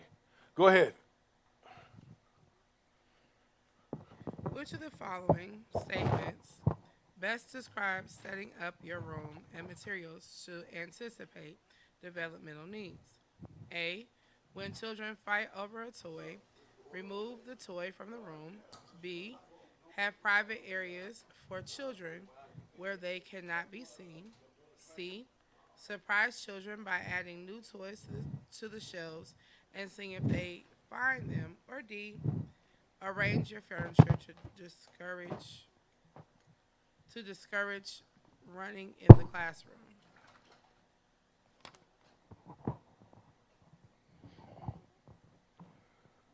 So I'm gonna read it again. Which of the following statements best describes setting up your room and materials to anticipate developmental needs? We should be at 68. Yep. So why is that important? Why is the materials and setting up the room important? And then once you tell me why, that it's important for me setting up my room and the materials, then tell me when and tell me how often.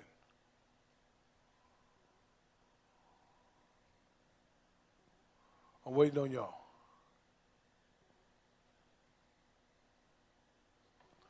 Let's see.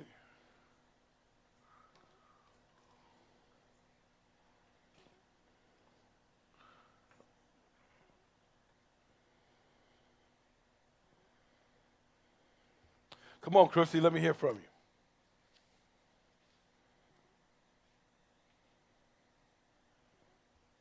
While y'all in thought, let me go this way. That kid brings his culture to the class every day. If for 20 seconds that you don't give him a change, his culture gonna kick in, and he's gonna do what he do, whether that's bite, scream, kick, yell, run around, bother everybody else, because you let his culture go forth. But if you already prepared what I'm gonna do next, like the preschool room, we used to have the table set up the night before. So when they walked in, they had one table where they eat at. After they finished eating, we had another table over there where we was going to do Play-Doh, or another table where we was going to do numbers or ABCs, or we had circle time where we was going to do circle time. Well, after they finish eating, then my assistant cleans up them from eating. Then I'll run straight into circle time. I'll go in circle time, and if you're not doing this, you need to do it. But circle time says, what is your name? Where do you live? What daycare do you go to? What's the phone number? Right? So somebody needs to find you. And my kids at 3 years old know that. After we drill it every day, every day, every day, that's circle time. It's a protective time. It gives you all the information to protect that kid just in case we go on a field trip and he gets lost. Who you with? We're from We Care Daycare. What's the phone number? 937-276-4634. Well, you have to make that to a point where whether you sing it, or whatever you can do to make them remember it, right?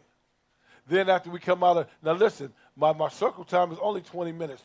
Any activity you do should be no longer than 20 minutes, and there should be no minimum of 10. 10 is the shortest, 20 is the longest. 15 is probably a good number, right? Every day. So then I jump out of circle time. I have my assistant to go and clean circle time room up. Then I go to the other table over there. They got the Play-Doh and the slime. So then I let them go to the Play-Doh and the slime, and I let them play in it for about 15 minutes. After 15 minutes of that, guess what? Now I got the table already set up for the numbers and the alphabet. Now while I'm doing that, I already told my assistant to put the coloring books out. Then after the coloring books come, then I give them free time. I have not given them a moment to think about their culture and to bring it into my daycare. That's why it's important to be developmentally set in your class, to have the right materials, have them already set up five tables, 5 stations ahead of what you're doing. If I'm in there doing circle time, I should have 4 other stations already set up. So when I run out of circle time, because it ain't going to be no cleanup in there, I'm going straight to the next piece, which may have been my Play-Doh. After Play-Doh, we finish, we clean up. After that, we go and we do our numbers. After that, we may go do coloring. After we do that, we may do free time. But I always have something ready. I'm not getting it ready. That's like changing the diaper. Now, what we did over here, we did something I thought was ingenious. I don't know who did it, but them little um, the little shoe where you put your shoes at. You put your shoes in it. What do they call that? It's a shoe holder. A shoe holder. So this thing holds about four pair of shoes, but it's eight holes.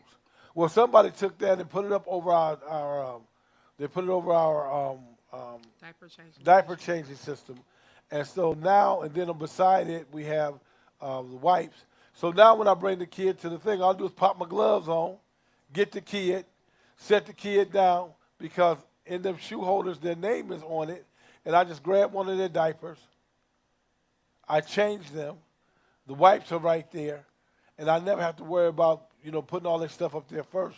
Because remember, in diaper changing, before you grab that kid, you got to have the diaper up there, you got the wipes up there, you have to make sure the rice paper down, all of that. Well, somebody was clever enough over here to put that up, and everything is right there, so you didn't have to worry about going to get it. It's already there, so all you do is put on gloves and go get the kid. I wish I could find out who did that, so I can give them a bonus. I get a bonus. Did you do that? Kiara and I did it. Yeah, we set Okay, it all up. right, all right, all right, young Kiara. Okay, We set it now she gonna up make on a sure. late night. Now she gonna say she We was, did. you know. Okay, I need to give y'all a bonus for that one. That was Thank a good you. move. Thank you. You know. Made our life a whole lot easier.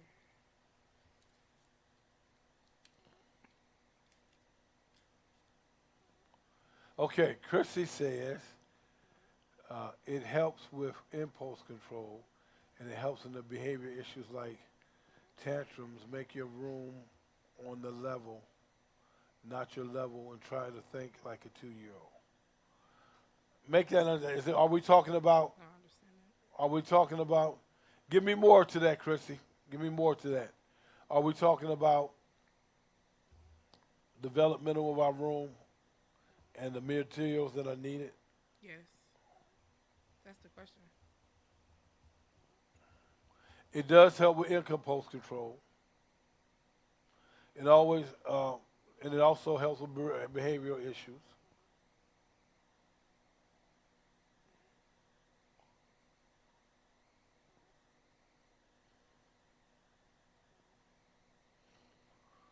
Okay, I don't know what rest of that is, but yeah, them two.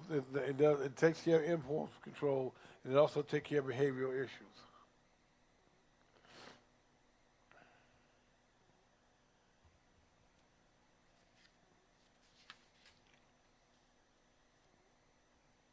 Does that make sense to you all? Any questions so far?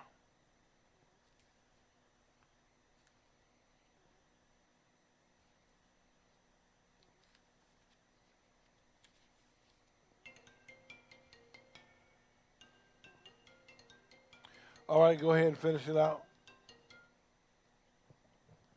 Finish it. 69. A very large tree branch has fallen down in your playground after a recent storm. It is partially blocking on the swings. You should A. Tell the children to stay away from the branch. B. Use another outdoor play space until the branch is moved. C. Allow the students to use the swings that are not blocked as long as you're nearby. Or D. Have the children sit along the fence with you and another teacher remove the branch.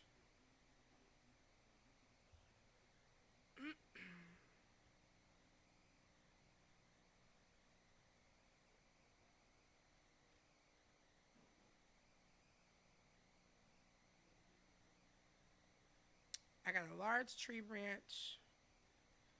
Maddie, you keep thank you. I have a large tree branch in my playground area. What do we do? A. Tell the children to stay away from the branch. B. Use another space. Basically, yes. B. Good. All right, we're gonna use another space until the branch is removed. A downed tree limb is a safety hazard on our playground. The limb must be removed before the preschoolers can use the space. Ladies, we are down to our five. We're rolling. Good job. All right. 70. Ready, Maddie?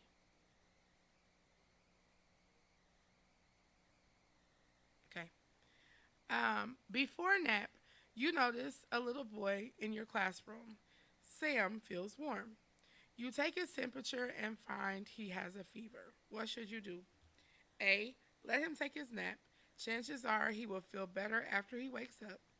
B. Nothing. His mom picks him up after nap. She can deal with it. C. Put him in a quiet place away from other children and call his mom. Or D. Give him some children's aspirin to bring the fever down. So we got a kid who has a fever. What do we do?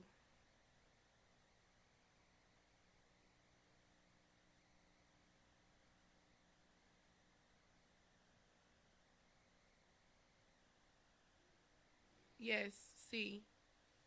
Put him in a quiet place away from children and call his mom. If a child has a fever, there is a chance he is contagious. Help him get comfortable in a quiet place in the room or with another adult who can sit with him. Call his mother to let her know since he has a fever, he needs to go home. He should not return to school until 24 hours after his temperature is back to normal. Perfect. Great job. Excuse me. Some more tea. 71. Which of the below activities will help increase phonological awareness? So I don't know if you all remember last week we went over this, but we're talking about phonics. That's what phonological is. So we're talking about phonics. So which of the below activities will help with phonics awareness? Basically, A. Riding a scooter on the playground. B. Climbing the ladder on the side. C. Playing a letter matching game. Or D. Wearing all green on Green Day. And if you all don't remember what phonics is, let me know. But hopefully we're good.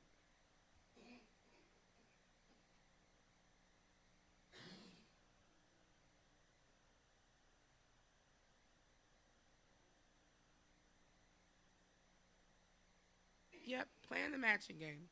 When children are learning about letters and beginning letter sounds, a good activity to reinforce letter sounds is having children match letters. Beginners will match capital letters, with more advanced learners can match capital letters with the lowercase letters. Good job. For an example, just so you all have an example of it, I don't know if you ladies have whiteboards, but I have whiteboards my kids use. And yesterday we did lettering. So we do it all the time, but we did it a little different yesterday. And we did uppercase and lowercase letters, and we helped them write them both. And my daughter, she taught me something, which is crazy, but she taught me when we're doing phonics to do the sound of the letter with different words. So hopefully that'll help. My daughter is getting ready to go to kindergarten, and she's been doing phonics since she was just about to. She goes to something like a Montessori school. So hopefully, ladies, that'll help you. But all right, 72, and we're on the road. Professional growth activities prepare educators with experience for improving their work.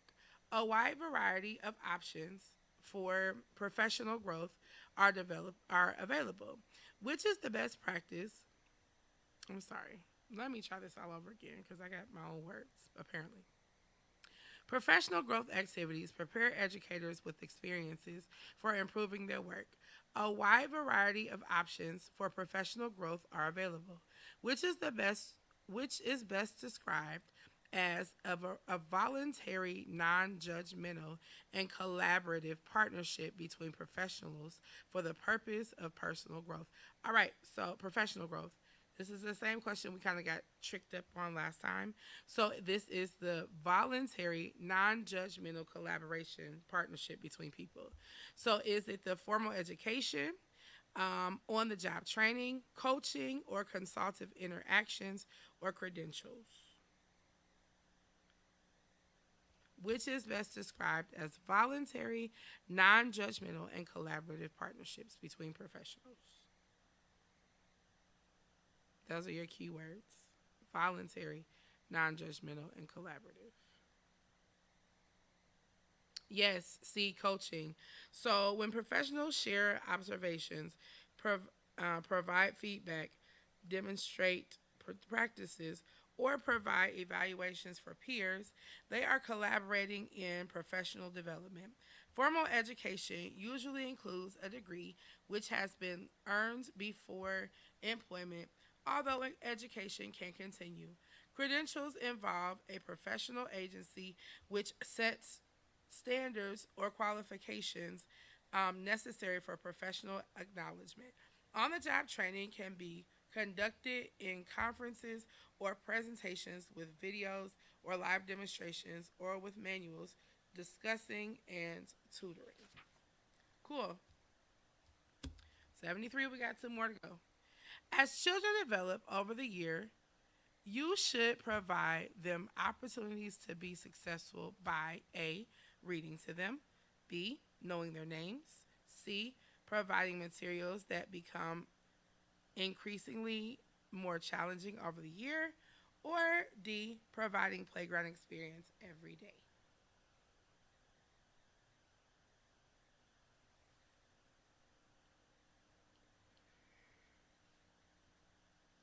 Excuse me. We should be able to see growth in our kids throughout the year. We have C, yes, C's have it. Providing materials that become more increasingly challenging throughout the year. As children develop and gain skills, their choices in classroom materials should grow and become more challenging to reflect that growth. Great. Which of the okay, which of the below activities will help promote phonological awareness? So we're talking about phonics again. A. Bouncing a ball while counting to 10. C. Painting at the easel. B. I'm sorry. Let's try this again. A. Bouncing a ball while counting to 10. B. Painting at the table. C. Playing with dinosaurs on the sand table. Or D. Finding the letter B's on each page of the story. We are talking about phonics again. So, how do we do that? A. Bouncing a ball while counting to 10. B. Painting at the easel. C. Playing with dinosaurs. Or D. Finding the letter B's on the story. Yes, D. When you read a story to the children, have them find the letter of the week on each page and make the sound of the letter to promote phonological awareness. Last question. Here we go. Susan works in the classroom next door to yours. She has a 3-year-old girl in her class whose parents are going through a nasty divorce. During her break, she stops in your classroom to discuss the latest incident with the child's parents. You should A, get all the information you can. You teach the 4-year-olds and will have this girl in your class shortly. B, let Susan know you are not interested in hearing the details unless your supervisor feels it necessary for you to know. C, tell Susan you want to hear all about it. Or D, invite Susan to come back to at nap time. You don't want to be distracted. Got a kid who's going through a nasty divorce. What do we do?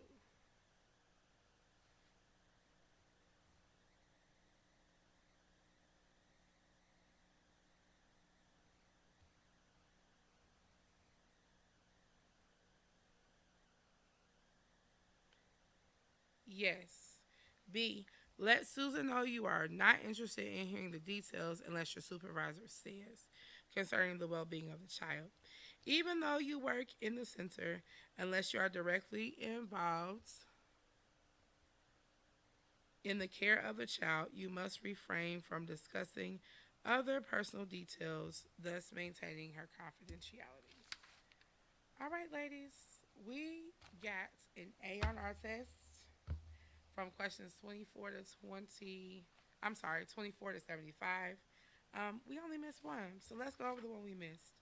A child care provider is seeking immediate feedback for her performance. Her best source will be A, community college courses, B, a professional mentor or supervisor, C, a professional workshop, or D, the parents of the children when for whom she cares. So we're going over the one that we missed, and we only missed one. So great job.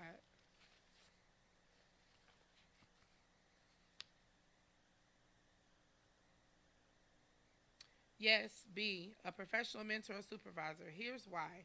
The most immediate source for the feedback will be a professional mentor or supervisor. Caregivers can find sources for personal reflection by attending college courses, professional conferences, or by reading professionals' journals. Most parents will not have the professional knowledge necessary for accurate feedback and will not be present during service. Wonderful job, ladies. All right, so let me get clarification on what we're going to do next, and I will be right back.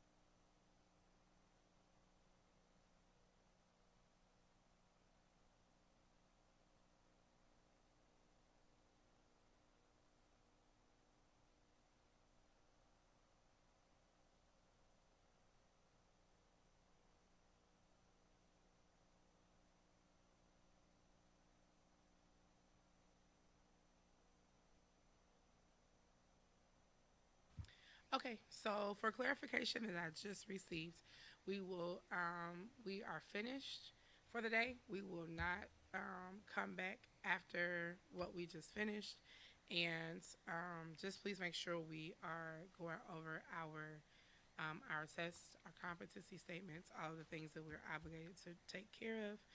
And otherwise, that's it. If you have any questions, you can continue to text me or put them in the group chat. If you did not receive this 24 to 75, please put it in the group chat so that I'll know and make sure that everybody has it.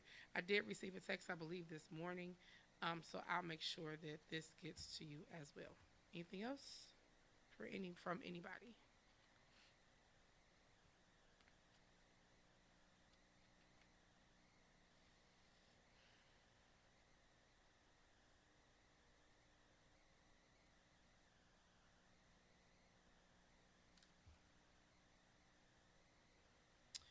All right. You ladies have a wonderful weekend, and we will see you next week. I believe the announcement was next week will be in person, but I will get clarification on that and send it in the group chat. All right. Have a great day.